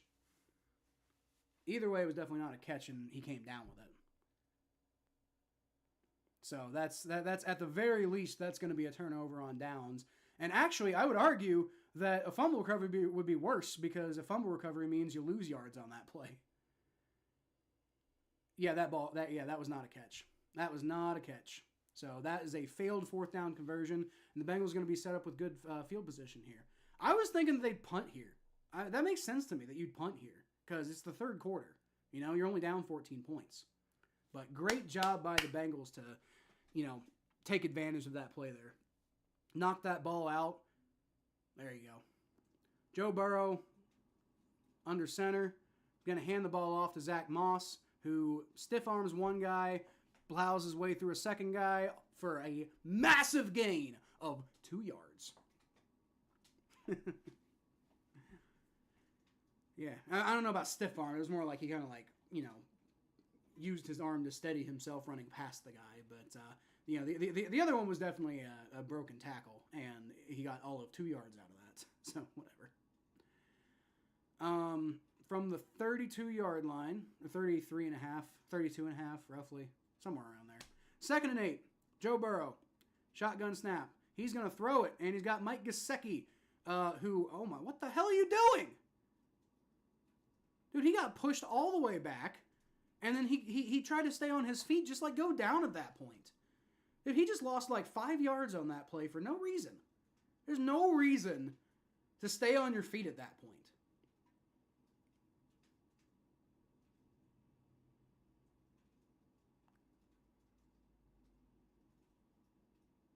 There's a flag on the play now. What's the flag? I'm guessing this is on the Panthers. There's no foul on the play. Okay. 3rd down. Where are they going to put it? I mean, I thought, I would think that forward progress, you call forward progress, at that point, right? Oh, and I don't know. I think Mike Gesicki was trying to argue for a late hit out of bounds, which might be fair. And not a late hit, but there wasn't a need to throw him like that. But no, I don't agree. I would not call that. All right, 3rd down. So they did give him a big loss on that play. So now it's 3rd down and 17, and suddenly you're out of field goal range. That sucks. You're pretty close. So I'd go for the long field goal here. Honestly, just try to pick up just try to get some of the yards back. You're probably not getting a touchdown on this drive. It'd be nice, but if you get a field goal, then you break 30 points. The Panthers are still at 14. Just be smart here. If you have to settle for a field goal, settle for a field goal. It's going to be a handoff to Zach Moss, and there you go. He's back in field goal range to the 30, and he picks up the 1st down. Holy shit! There's a flag on the play, though. What's the flag? Please don't be holding or something, man. It was thrown out of the defensive backfield, for what it's worth. Holding on the offense. God damn it. They're going to replay 3rd down? No, the Bengals just shot themselves in the foot on this drive. Yeah, that's definitely holding on Cordell Volson. That probably is what set up the run, to be fair. So that's the correct call. It's annoying that the Bengals are doing that shit, but it is the correct call. So now it's third down, and you still have an opportunity to get back in field goal range here. But, now you're about 12 yards away, 13 yards away, instead of 5 yards away. Whatever. All right, Joe Burrow, shotgun snap. And he's facing a blitz from one side. It throws it to Zach Moss. There you go. That's a great heads-up play by Joe Burrow. He actually throws it backwards to Zach Moss, but he has enough momentum to keep his legs moving, and he gets back, and it's going to be long field goal range for Evan McPherson here. But we do know he's got the leg for it. He doesn't always have the accuracy, which has always been my slight frustration with Evan McPherson, but he's got the leg for this one, so he can do it. So just see if you can get the field goal here.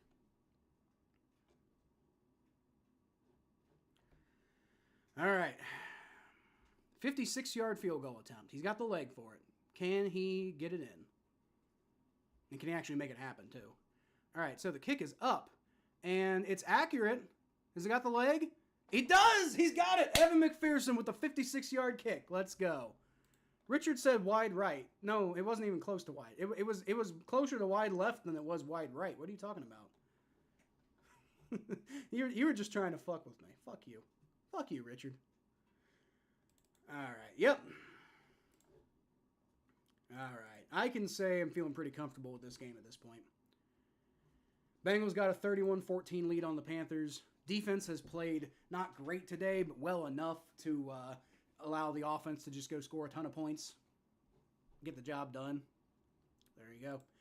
Dalton feels weird not having Marvin Lewis take the requisite third quarter timeout.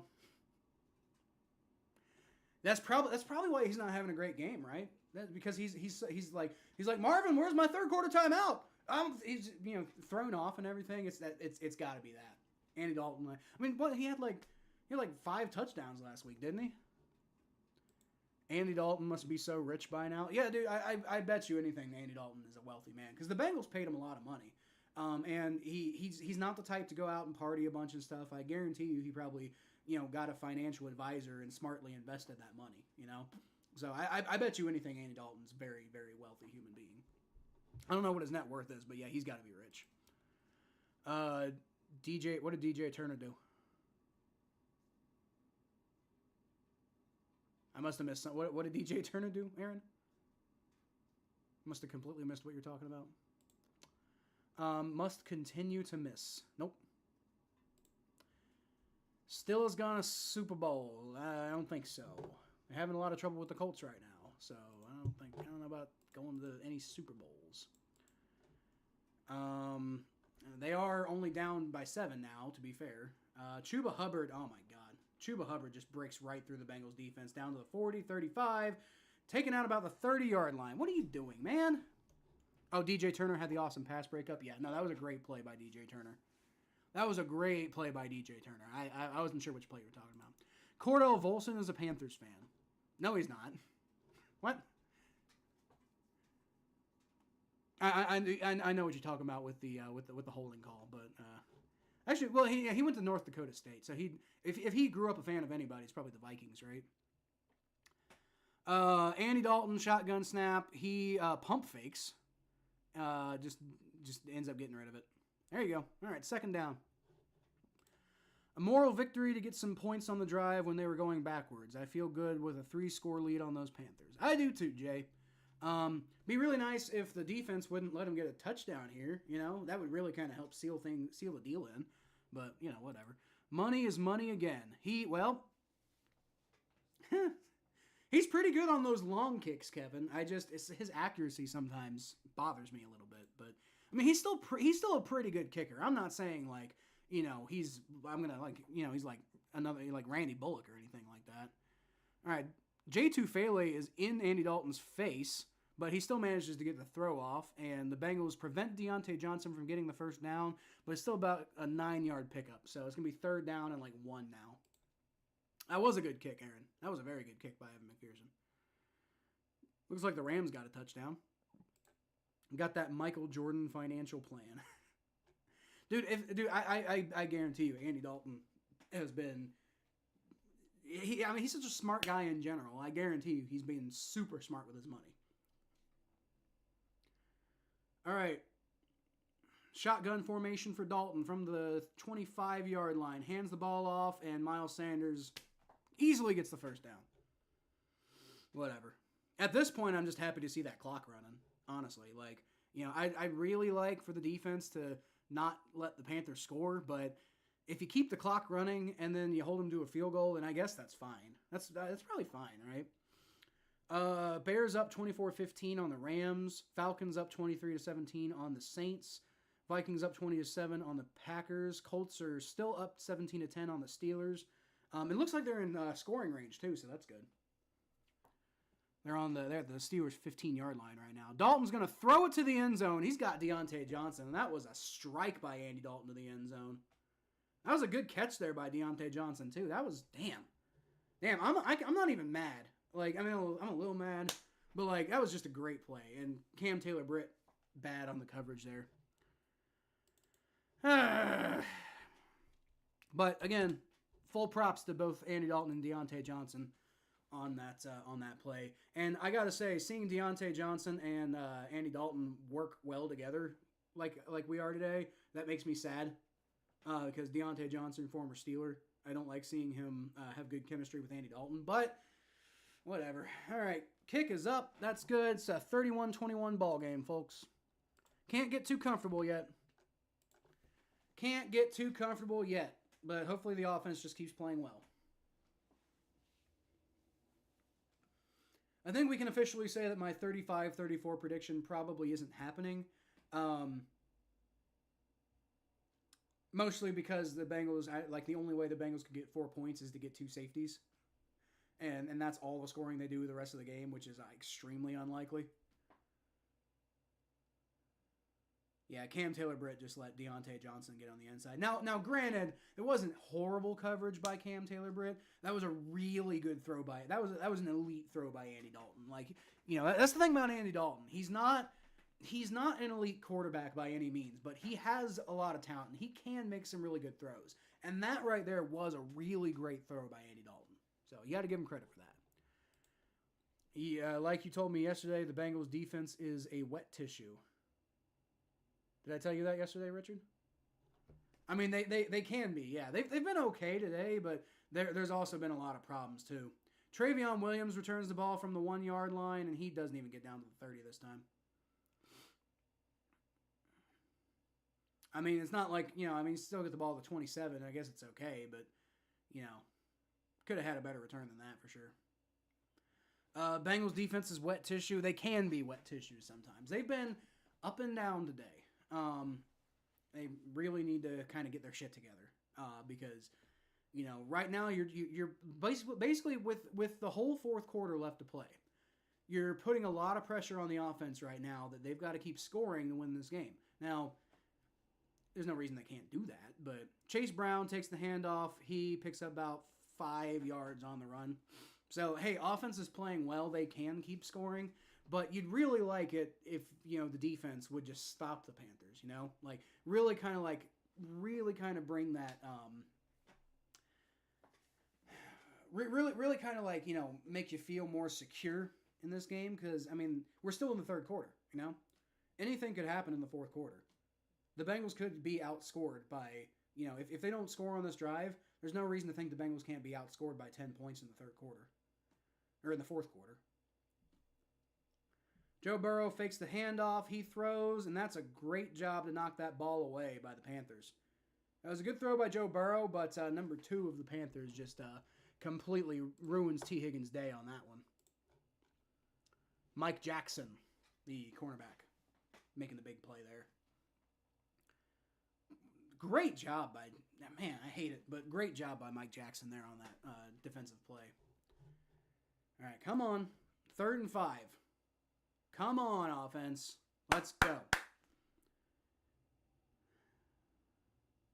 All right, 3rd and 5 from the 29-yard line. Joe Burrow's in the shotgun formation. He's motioning Chase Brown up to the up a little bit. Kind of changing the position. Now the Bengals are taking a timeout. Well, there's your obligatory third quarter timeout, Aaron. Wasn't Marvin Lewis this time. It was Joe Burrow. Joe Burrow's the one who called that one. The obligatory third quarter timeout. Now, when you're up 10-0, you're hoping when you're up 10-0, when you're up by 10, you're hoping that you won't need your timeouts at the end of the game, but man, you don't want to give the Panthers momentum either. That's the thing.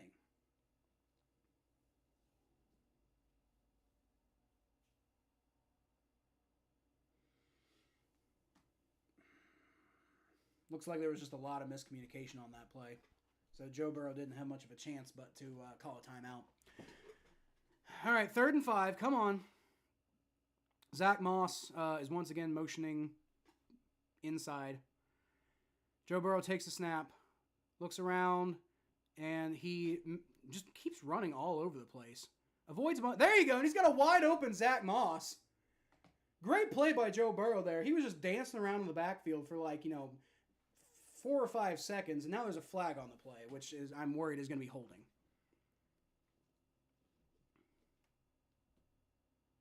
Oh, no foul. No foul. There you go. There you go. Kevin McLean says, shiesty. Let's go. That was all Joe Burrow on that play. That was bad protection by the offensive line. They haven't had a lot of that this game, but there was one, and Joe Burrow is just bouncing around back there. Remember when he hurt his knee earlier? We were a little worried. That knee looks fine to me. That knee looks just fine to me. Zach Moss with the first down catch. Let's go, baby. Let's go. The offense can keep the gas. If the offense can keep the gas on, we'll be fine. I'm a little worried about that defense right now, but into the 3rd quarter. Let me go ahead and update this to the 4th quarter. If the offense can keep their foot on the gas, they will be fine. I'm worried about that defense, but if the offense can keep that, can keep moving forward, they'll be okay. They will be just fine.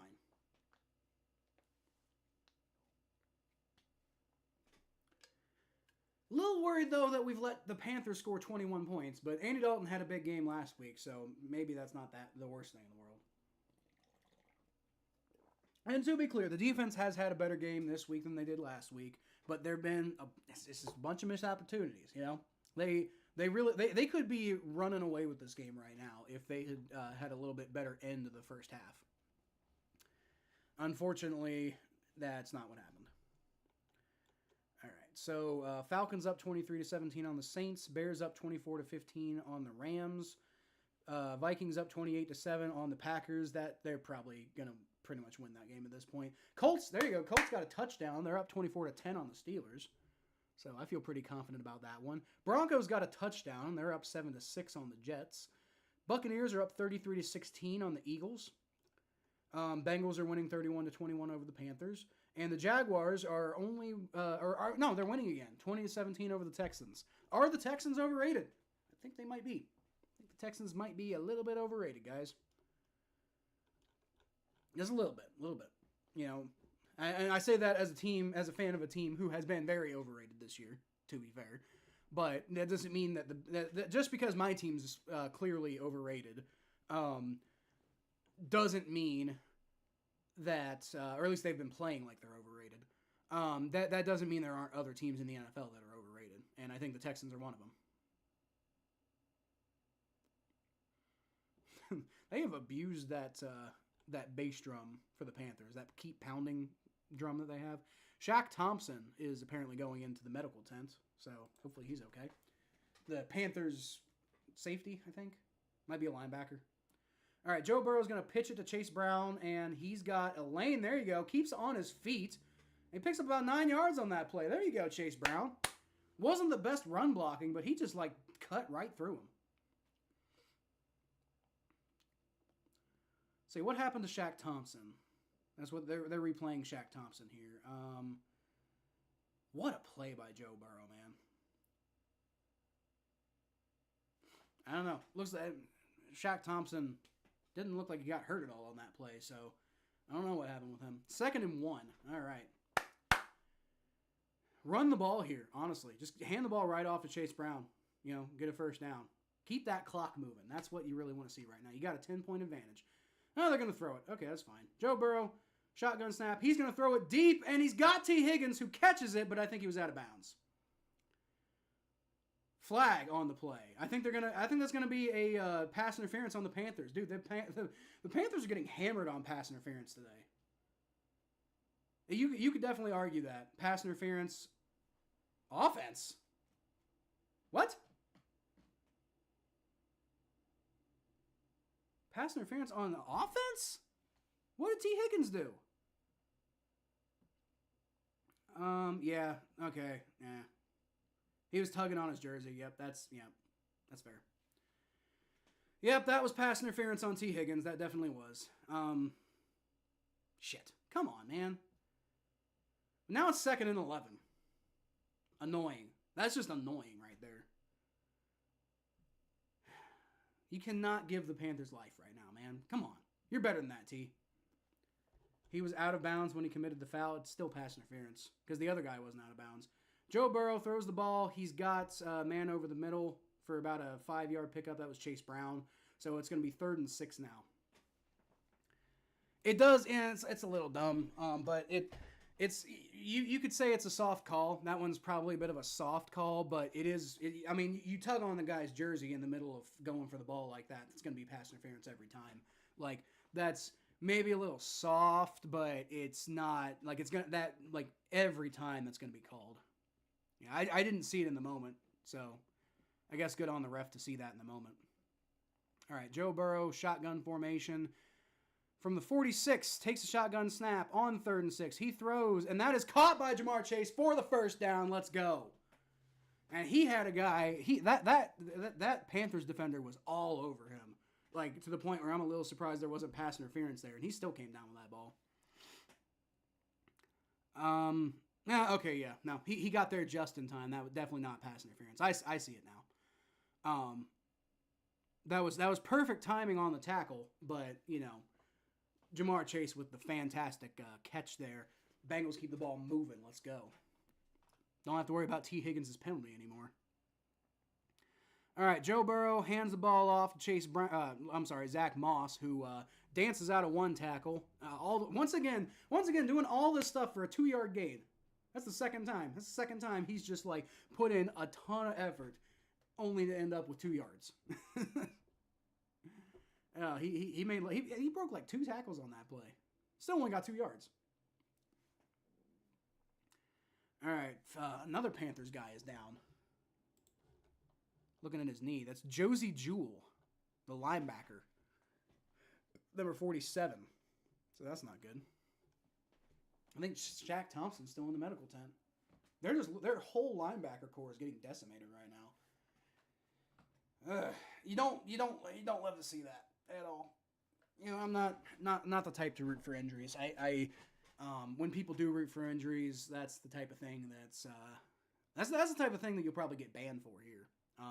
Maybe, I don't know, as if it's a repeat thing. But even then, I don't know. Actually, no, I take that back. The only thing you'll get banned for here is harassing other members of the chat.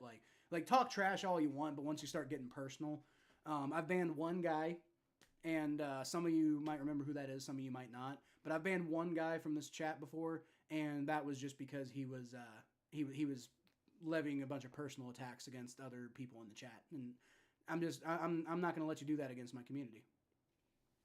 All right, 2nd and 8 is going to be a handoff to Chase Brown. He picks up about 3 yards. All right, well, Shaq Thompson is now being carted into the locker room.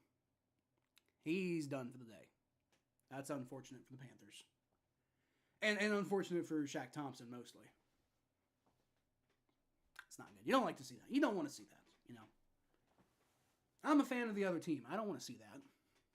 But, hopefully he's okay. Hopefully it's just a minor thing. They're just being careful,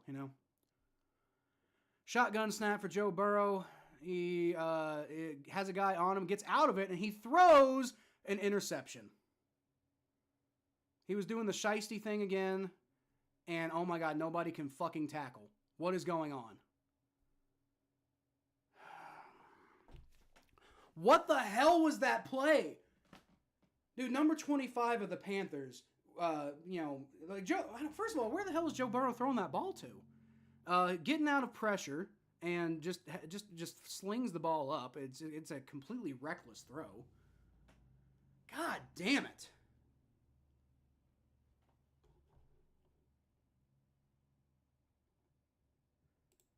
Terrible. 24-17 Steelers trying to come back. Hopefully the Colts can hold them off. Burrow's superhuman attempt to avoid a sack bit him and his teammates in the butt with that pick. Yeah, it really did. That was terrible. Well, we're not choking yet, Aaron. We're not choking yet. Luckily, we've still got a 10-point lead. So, you take the mistake, you brush it off. Hopefully the defense can come away and do something special here. Not great, Bob. But I wouldn't say we're choking yet.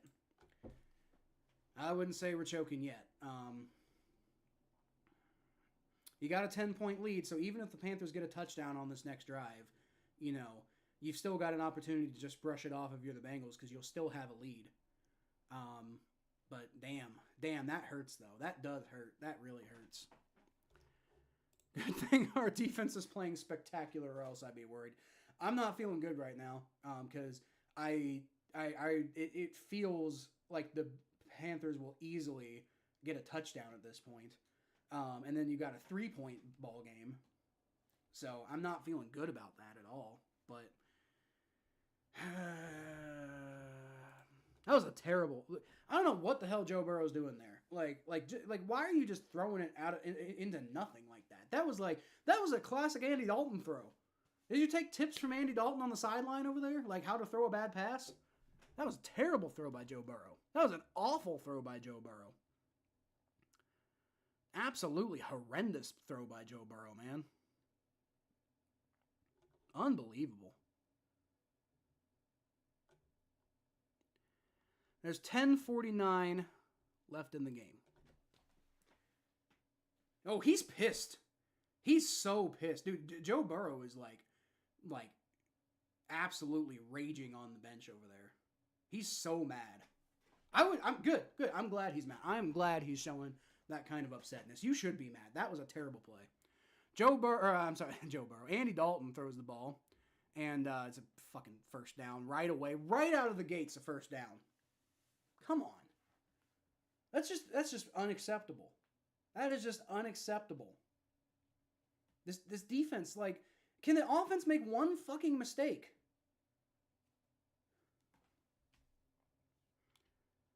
Can the offense make one goddamn mistake, dude? You know what's really rough? It looks like Andre Yoshivas was actually kind of coming open underneath there a little bit. So if he had found him, he might have been able to throw the ball over there. Chuba Hubbard, there you go. Stopped him for about a yard gain. So it's going to be 2nd and 9. Joe Burrow is mean mugging that fucking tablet right now. He's so pissed off about that interception. Good. You better be pissed, dude. You've got to do better than that. You've got to do better than that. That was not an understandable interception at all. That was terrible. That was absolutely terrible. 2nd and 9. Come on, defense. Let's get something going here. Andy Dalton's in the shotgun formation. He's going to fake the handoff to Chuba Hubbard. He throws over the middle to Chuba Hubbard, and Chuba Hubbard picks up he tries to keep his legs moving. Can't really quite do it, but Bengals can't bring him down either. And he picks up about 4, maybe 5 yards on the play. So you got an opportunity to get off the field here. Good job by 74 of the Bengals. I don't even know who that is. To tip that ball, but still gets caught by Chuba Hubbard. Let's see, 74. I don't even have this in order. Lawrence Guy. Okay, that's why I don't recognize him, because he's new. The number anyway. Andy Dalton shotgun formation on 3rd and 4. He throws and he's got Chuba Hubbard first down. Are you fucking kidding me? Dude, what are we doing? Why can we just not stop them on 3rd down ever? Dude, this defense is trash. I'm so sick of this defense. All they do is they come up with turnover opportunities and they look good in that situation. But like, can we not just let teams run all over us the entire fucking field? This is pathetic. It's ridiculous. I'm tired of it. Andy Dalton under center, probably going to be around here. It's not actually. He's going to throw it deep, too far. Second down. Overthrow by Andy Dalton. Although it was good coverage too, so it probably, unless it was like, a perfect throw, that probably wouldn't have been a catch anyway. Who is hurt? That's not who I think it is. It's not Trey Hendrickson, is it? No, please, for the love of God.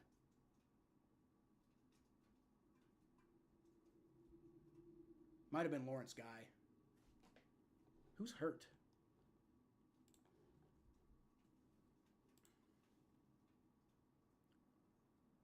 They're not saying who's hurt. God. Dude, this is infuriating. This defense is just infuriating. The offense can't make one damn mistake. Falcons up 23-17 on the Saints. Bears up 24-18 on the Rams. Packers up 28-14, Vikings up 28-14 on the Packers. Looks like they're kind of doing the same thing the Bengals are doing right now in just kind of like trying to rest on the lead they have. Colts up 24-17 on the Steelers and are in field goal range. Good news. Jets up 9-7 on the Broncos. God, that's got to be an awful game. Bucks up 33-16 on the Eagles. Bengals up 31-21 on the Panthers. Jaguars up 20-17 on the Texans. So that's what's going on. And a lot of these games are starting to wind down. Saints probably on their last opportunity to try to catch the the Falcons. Now, to be fair, they're on the Falcons' 17-yard line right now, so they've got a good chance to maybe, let's see, 18, 19, 20, 21, 22, 23. Yeah, if the Saints get a touchdown, then they'll take control of the game. So if they can do that here. If the Falcons can hold them to a field goal, though, that's huge. So, interesting finish going on there in Atlanta. Don't care about the Bears and the Rams. I just don't, at all. Vikings should should hold off the Packers, but Colts 24-17 over the Steelers, and 3rd and 3. They have the ball at the Steelers' 14-yard line. So they got an opportunity to kind of take control of this game. It is Trey Hendrickson. Fuck! And he's still on the field, dude. Oh, no. Oh, no. What happened? Oh, he got a concussion, probably. He smacked his head. God. That's not great, man. Looks like he's sitting up, so at least he's conscious, I guess. Man. That's rough. It's one of the most consistent guys you got on defense, man. He's walking off, though, so that's good news. But at the same time, if it is, I'm worried that it's a concussion, and if that's the case, then that doesn't really tell you a whole lot. 2nd and 10 for the Panthers.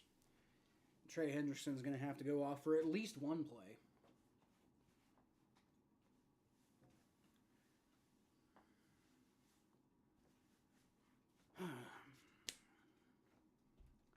Trey Hendrickson has really been the difference in the Bengals defense this entire time. He's been the only guy you can really rely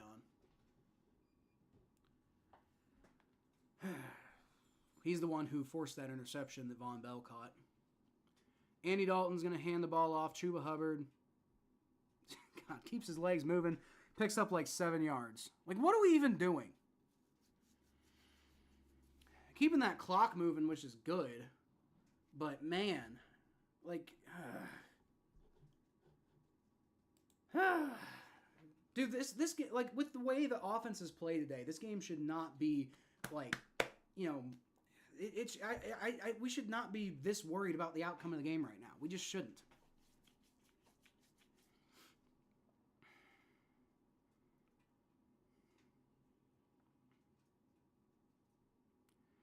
Andy Dalton, under shotgun formation, throws, and it's caught. Or it might have actually not been. That might have been on the ground. Nope, it's not caught. All right, cool.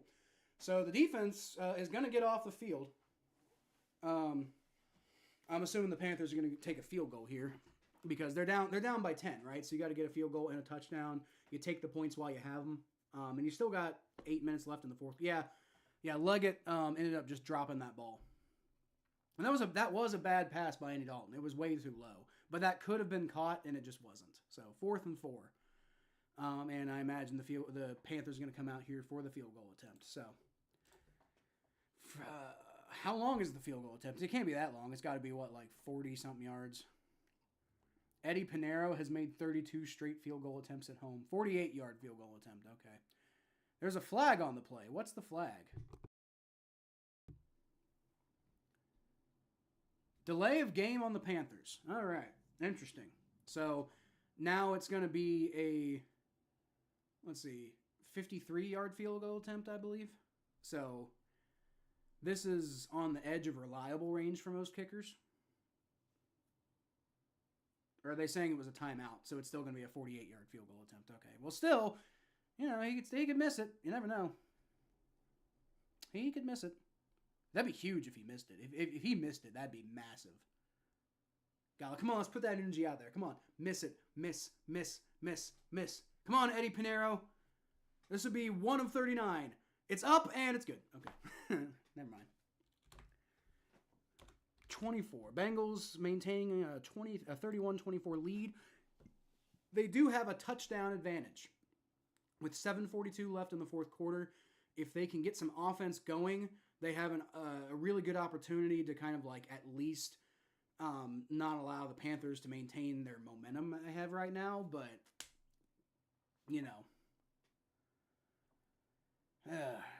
not feeling great right now. But hey, 7-point ball game, still better than nothing.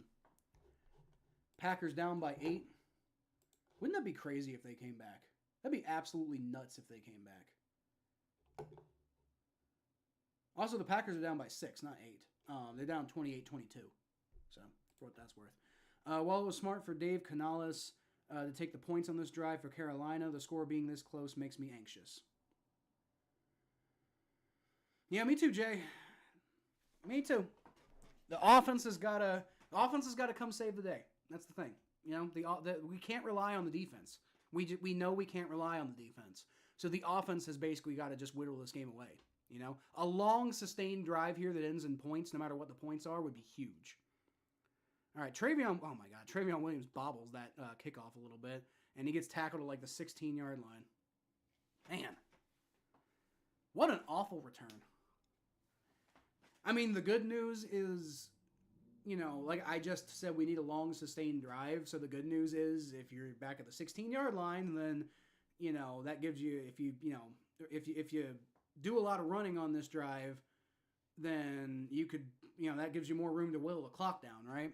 Like I said, if you can, a long sustained drive that ends in points of any kind would be huge on this drive. Joe Burrow under center. Probably going to be a run. It is. Chase Brown gets tripped up at the line, and he dives forward. I think he might have got 4 yards, but let's see what the refs say. They're probably going to say 2. It's been a very good game for the Bengals offense so far. Don't turn it off now. Shake off the interception. The interception is the reason you could argue why the game is as close as it is right now, right? It's only a 7-point ball game right now because of the interception. So just shake it off. Just shake it off. Come on. Joe Burrow, shotgun snap. He throws. He's got Eric All. There you go. And he picks up the first down, stays on his feet, stay in bounds. There you go. Stays in bounds. Stays in bounds. Or maybe he... Yeah, okay, there you go. Clock's running. I was about to say, looked like the clock wasn't running there for a second, but whatever. All right, first down. That's a great play there by Eric All. Did a great job to juke on that play, too. Well, no, he did go out of bounds. He stepped out of bounds. So that clock is moving, though. I guess that maybe they changed the rules or something. I don't know. He did go out of bounds at one point, though. So Joe Burrow shotgun snap, or pistol snap, sorry. Tosses the ball to Chase Brown, picks up about 5 yards. Yep. Okay, this is what you need from the offense, man. Just long, sustained, matriculate ball down for you, boys. That old Hank Stram stuff right there. 6 minutes left to go in the game. 59, 58, 57, 56, 55 for streaming purposes. All right, just whittle that clock down. Whittle that clock down, end the drive with points. I don't care if it's a field goal. Field goal's fine, because if you whittle the clock down, you're good. All right, Joe Burrow hands the ball off to Zach Moss. Nice. Makes a guy miss and picks up about another 4 yards. Keeps staying on his feet. And yeah, so that's so now it's going to be 3rd down and 2. Great job. Great job by the offense right now. Just keep play conservatively. That's just fine.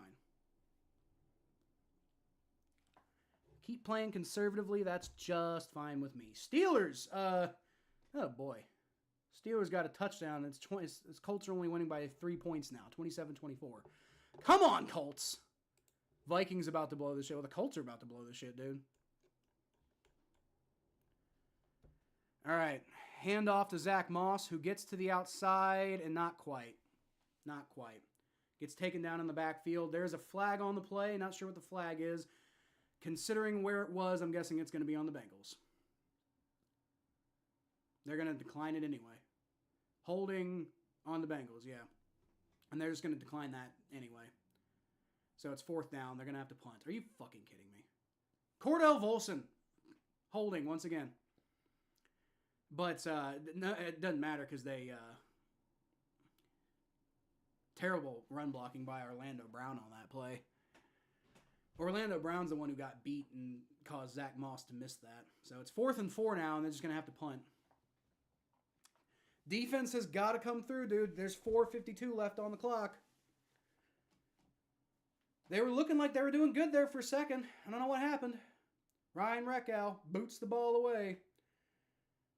Once again, a pretty good kick. Down to the 7-yard line, and there you go. There you go. There you go. They tackle him about the 8-yard line. Ryan Reckow is a revelation, y'all. So Andy Dalton's going to have to drive 92 yards down the field. He could totally do it though. That's the thing that's the thing that sucks. 4:39 left to go in the game. Might be the Panthers' last opportunity.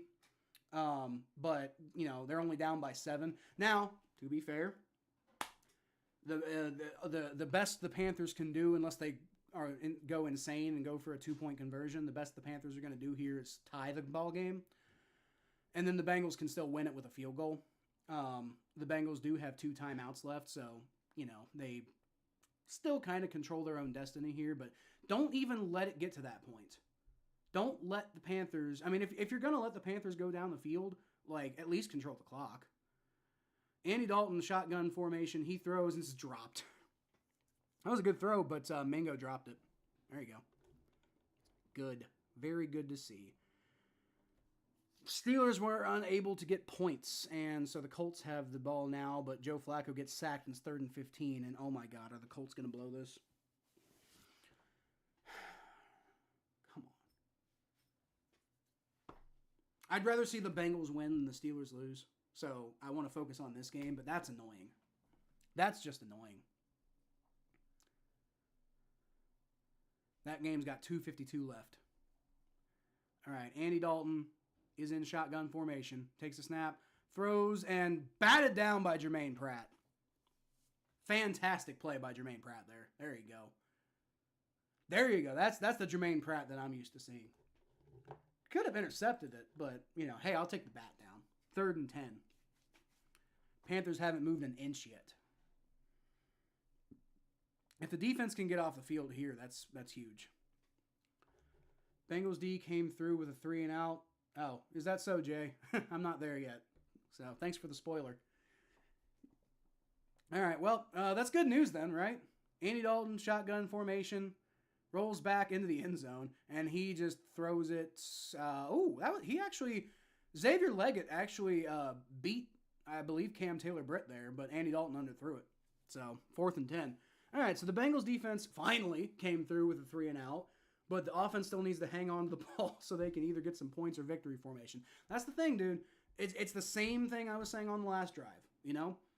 Long, sustained drive, end it with points of any kind. It's a field goal's fine. A field goal's fine, unless you run the clock out, in which case, I don't care. If you run the clock out, it doesn't matter. All right, Johnny Hecker coming out to punt the ball for the Panthers. Punt is away. Charlie Jones is back to return, and he's going to fair catch it at the 37, I believe.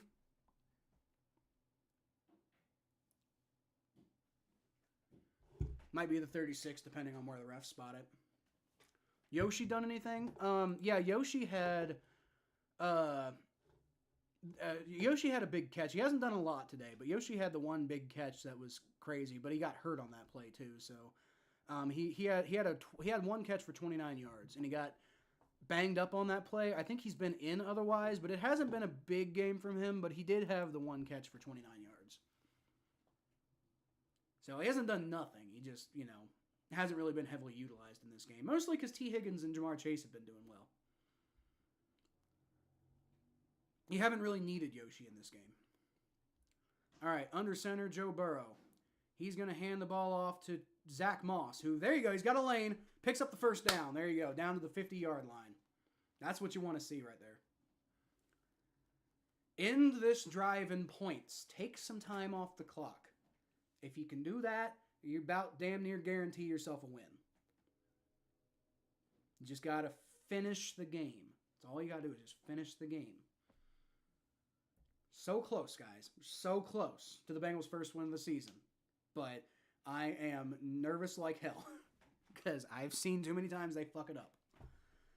347, 346, 345, 344, 343, 342.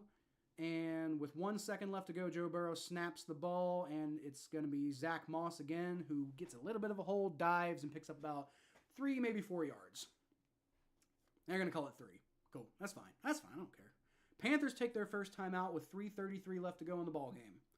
So they're starting to feel the Panthers are starting to feel the urgency, I think. The Bengals have the opportunity to put the game away on this drive. So just do it. Honestly, you know what I would like to see? Getting points would be nice, but honestly, just run the rest of the clock out. That would be, then you just win.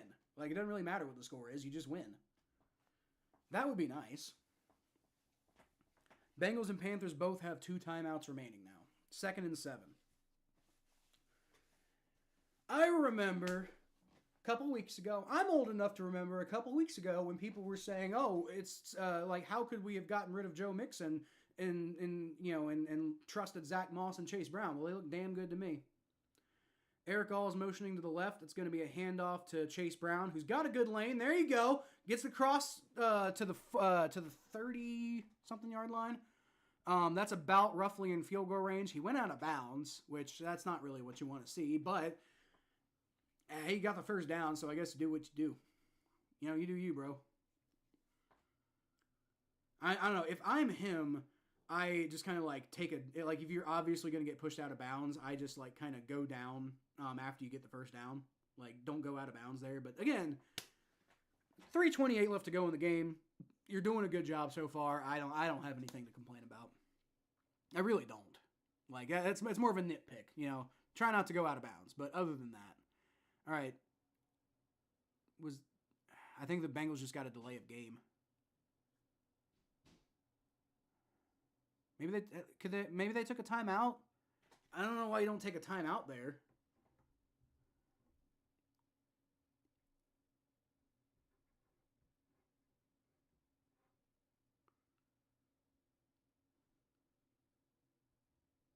Okay, the Bengals did take a timeout. Okay, all right, yep. Take a timeout, and, as long as you just keep the momentum on your side, it's fine, all right? So that preserves the first down, and you don't get backed up 5 yards, which is very important right now. 3:28 left to go. All you got to do is just keep pounding that ball. I'm stealing what the Panthers say. Just keep pounding that ball. Don't fumble or anything. And either run the clock out or finish with points, and the game's pretty much over. All right, 31-24, 23 seconds left to go. From the 37-yard line, Chase Brown takes the handoff, and he gets in field goal range. That's about a 4-yard pickup. Good to see there. I think the Panthers are going to take their second time out here. Yep. Panthers take their second time out with 3:24 left to go in the ball game. 2nd and 7. And if you can pick up another first down, you're getting pretty close to just putting this one away, honestly. But again, you're in field goal range. Evan McPherson gets the field goal. Then it's a 10-point ball game, and I don't think they have enough time left to come back and win. You're basically relying on an onside kick and a super crazy fast Patrick Mahomes style passing game, which I don't think Andy Dalton's capable of. Right? It's part of why we moved on. All right, Joe Burrow under center. Going to motion Eric All to the right. Going to be a handoff to Chase Brown, who doesn't really get a whole lot there. Maybe 2 yards. Maybe 2 yards. 2.5 maybe? Looks like the ref's saying like 2.5. So it's going to be 3rd down and 4. And I believe the Panthers are taking their final timeout. So if you get a first down here, it's all but over, right? Because if you get a first down here, then you can basically run a minute 45 or whatever off the clock, and then you're basically at worst you're leaving them with a minute of playtime left. And then if you can get the field goal, then there's nothing left there, right?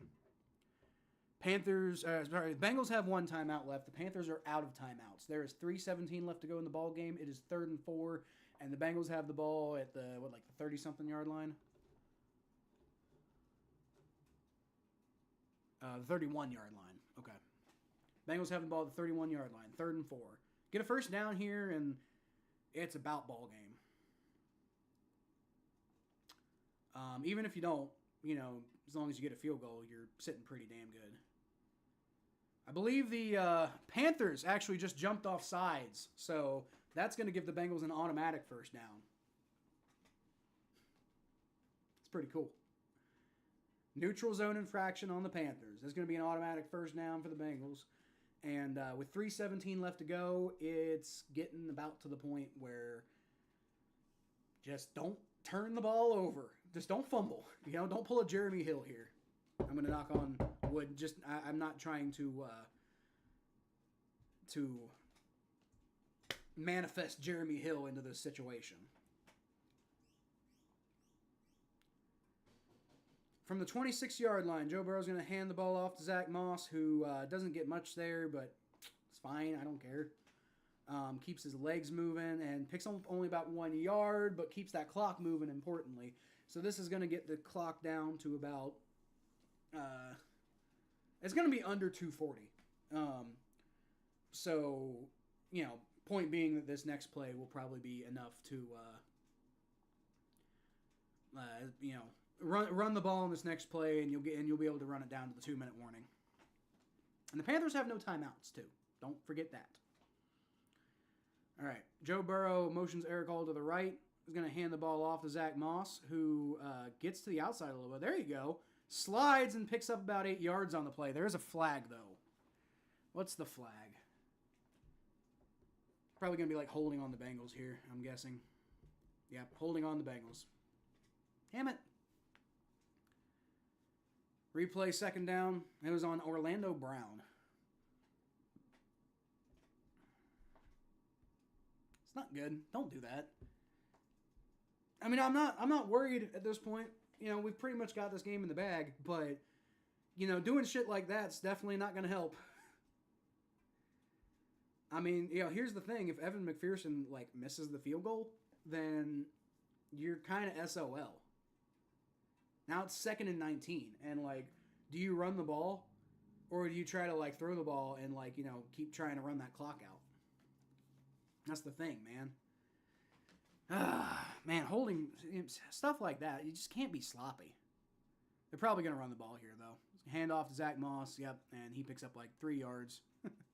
So it's going to be 3rd and 16.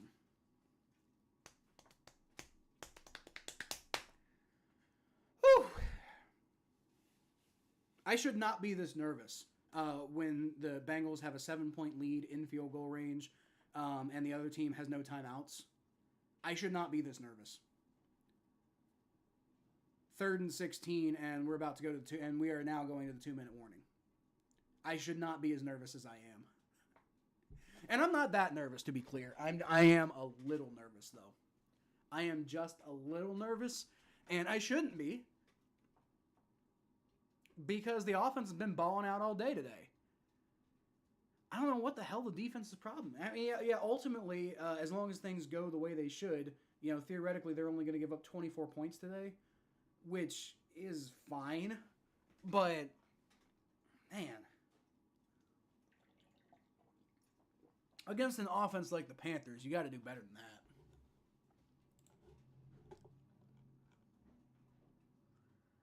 Looks like the Vikings got control of that game, so with 4:12 left to go, they are in possession, and they have a 31-22 lead. So they got a 9-point lead with 4 minutes left to go. They should probably pull that game off.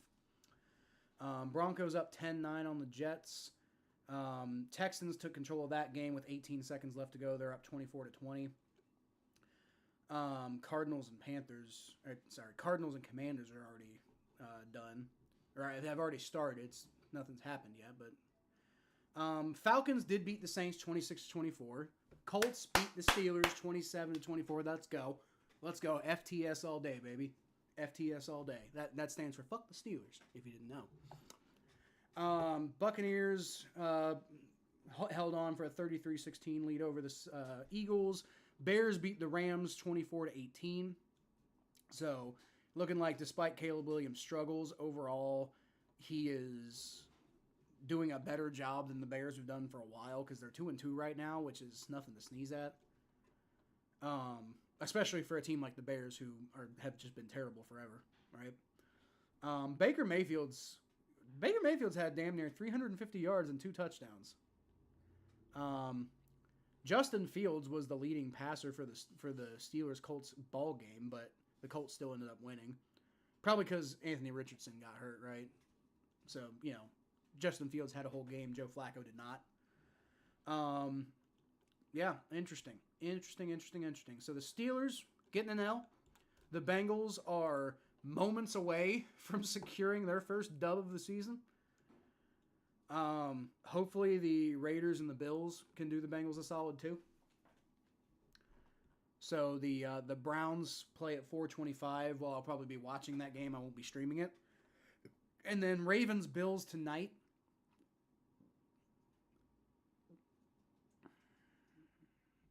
I don't know. Should I stream that game? What do you guys think? Should I stream Ravens-Bills tonight? I don't know. I don't know if I have time. Chase Brown gets the handoff, and he picks up about 4 yards. Now it's going to be 4th and 12. Evan McPherson's going to come out to try to put this game away. Man. No reason it should be 4th and 12. But whatever, I guess. So what's this? What's the range of this field goal attempt going to be? Because he hit the 56-yarder earlier, right? He hit the 56-yarder earlier. It hasn't been an amazing season by Evan McPherson, but he's got the talent.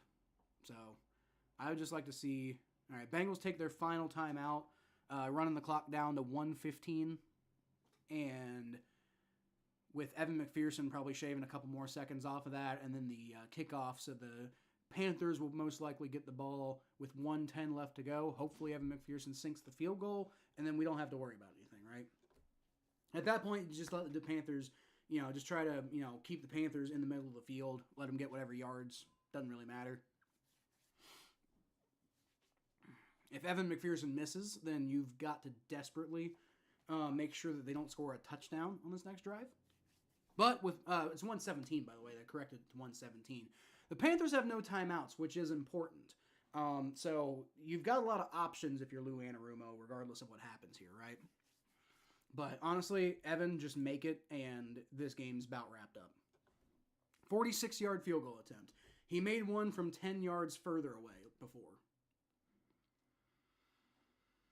All right, and the snap is up.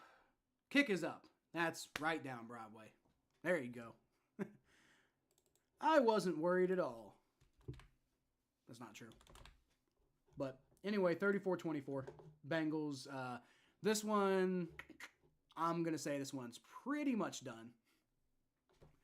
I mean, the Panthers could go get a really quick touchdown score here and recover an onside kick. That's a possibility, you know. But realistically, I mean, at this point, the Panthers have to go get. They're definitely not getting a touchdown. This pretty much going to have to be 2 touchdowns, right? Because they're not going to have time to go set up for a touchdown and then a field goal on the following drive, right? Now, what they could do is if they can like quickly get down the field and then they take the field goal and then they're setting up for an extra point, you know, that would actually probably be something they would do. So, you know, it's like, you know, the Panthers could settle for a field goal on this drive because they need a touchdown and a field goal anyway just to tie it. But you know, like if you're the Bengals, you're letting them, you know, kind of do what they want in the middle of the field, just as long as that clock's running, you know. 1:14 left to go in this ball game, y'all, and barring catastrophe, the Bengals have got this one wrapped up. Vikings pretty much got theirs wrapped up. They got 3 minutes left to go in that game, and they're knocking on the door to score again. They're up 31-22 on the Packers. Broncos are holding on to a 10-9 lead over the Jets, but the Jets are in field goal range with 56 seconds left. So the Jets might end up pulling that game away. It's a touchback for the Bengals and Panthers, by the way. Cardinals took an early lead 7-0 over the Commanders. Patriots and 49ers are both tied 0-0, but I think it's the first play of the game, so... like I said earlier, Falcons beat the Saints 26-24. Colts beat the Steelers 27-24. Buccaneers beat the Eagles 33-16. Texans beat the Jaguars 24-20. And the Bears beat the Rams 24-18. All right. I'm going to go bother Mikey. And we are live. Mikey, where's your chat? Oh, he okay. This is at the beginning of the game. Okay, so he must have he must not be live anymore. Sorry, Mikey. I tried to go comment, but must have just missed it. 3.9 points in my league. I picked him up. Yeah, can't imagine he did a whole lot today, but you know that's better than you could have gotten from some guys. Xavier Leggett with the big run over the middle, but again, it's 38 seconds, 37, 36, 35, 34. The Bengals don't care. They're just trying to get that clock to run out. 30 seconds, 29, 28, 27. Andy Dalton shotgun snap. He throws, and he just totally misses Xavier Leggett on that play. That stops the clock, though. 24 seconds left. Cardinals up 3-0 on the Giants. Yep. Steelers, Packers might make a comeback. They didn't. At least the Steelers didn't. I don't know, but the Packers almost certainly won't at this point. Yeah. You couldn't beat the Falcons. Back to the basement you go, Saints. Cool. The Saints lost to the Falcons. Yes. Yes, they did. Look, Kirk Cousins is an alright quarterback, y'all, for what it's worth. Andy Dalton shotgun snap on 2nd and 10. He throws it short over the middle, and the Bengals are just like, cool. Wow, that was a massive hit from behind by Logan Wilson. That looked like that hurt. All right. 3rd down, 32, 31, 30. 6 seconds left to go in the game. 4, 3, 2, 1. Game over, and Andy Dalton's just running it out of bounds. All right, let's go. Bengals get their first win of the season, y'all. Finally! Oh, finally! Oh, my God. And we evened up things with Andy Dalton. We are officially 2-2 against Andy Dalton in games that Andy Dalton has played since leaving the Bengals. All is right with the world. The Bengals have a win. And, beat the Ravens next week. And it's quite, I think, realistic that they could be 3-3 heading into the Browns game. And win that game, suddenly you're 4-3. And then this whole 0-3 start doesn't look so bad. I mean, it still looks bad, but it doesn't look as bad. Could be a baseball score. Well, yeah, but that game just started, didn't it? I'm on the wrong week. No, I'm not. Cardinals up on the Giants, right? Well, first of all, they're up 7-0. What are you talking about? Who's up 3-0 on the Giants? Oh, is it like, the Arizona Cardinals, or I'm sorry, the St. Louis Cardinals and the like San Francisco Giants? Is that what that is? Yeah, that could be either score, I suppose. So actually, that's kind of wild then. Actually, if they're up 3-0, like not wild, but that's more notable if it's a baseball score. For once this year, the good guys won. They've been so close every damn game, every damn game, Jay. They've been so close that like you feel like if they can still turn the season around. They really can. We got a win, Ryan. Yes, we did. We finally got that win. Yep. All right. St. Louis Cardinals 3, San Francisco Giants 0. Yeah, I guess I don't know too much about baseball, but anyway, y'all. As I said earlier, I could stream the. You guys want me to stream the Ravens Bills game tonight? I mean, I don't know if I'm necessarily gonna, but if you guys want me to, I guess I'll think about it. Stranger 4420, that's a good name. Says Hooday, let's go, Stranger. I don't know if you're subscribed to the channel, but feel free to subscribe. We are 5 subscribers away from 500, and that's a big milestone for a small YouTube channel. So, yeah, and if you are already subscribed, then welcome to the chat, because I'm almost positive I haven't seen you before. But anyway, yep, Bengals get the win, and yeah, that's just rough. John says, up to you. If you do, I will stop by the stream too. Well, see, here's the thing. Like, I'm definitely gonna watch the game. The question is, do I go live for it? Part of me kind of doesn't want to. I'm 4 away now. Oh, so you weren't subscribed? Cool. Let's go, Stranger. Let's go. Well, we got 496 now. Yes, we do. Everybody, welcome Stranger 4420 to the channel, to the community. Let's go. Got another sub, and we got a win. Yes, we did. Yes, we can. But anyway, that's pretty much going to be it for me. I may or may not stream tonight. I'm not sure. The only thing about streaming tonight is, like, it's not a Bengals game, and, I don't want to be too loud for my son. But then again, if it's not a Bengals game, maybe I won't be too loud anyway. So, I don't know. I might. Just be aware that I might stream the Ravens Bills game. I'll tell you what. If the Browns lose, if the Browns lose to the Raiders, I will make a concerted effort to stream the game tonight. If the Browns win, then I don't have as much to get excited about, because, like, yeah, you want the Ravens to lose, but, like, I mean, the Bengals could really, like, if the Ravens and the Browns both lose, then the Bengals will be tied for second place in the AFC North with, 2 upcoming games against the teams they're tied with. And, within a couple of weeks, they could be, especially depending on how the Steelers might just be bad going forward. You never know. So there's a lot of opportunity for the Bengals if they can win those 2 games, and then obviously beat the Giants. At this point, you don't really have a whole lot of room to lose because you started 0-3, but it's not nothing. It's not nothing. So anyway, I'm gonna head on out of here. I appreciate y'all showing up, and Stranger, I appreciate you being our newest subscriber. So anyway, I'll leave y'all as always with a hooday.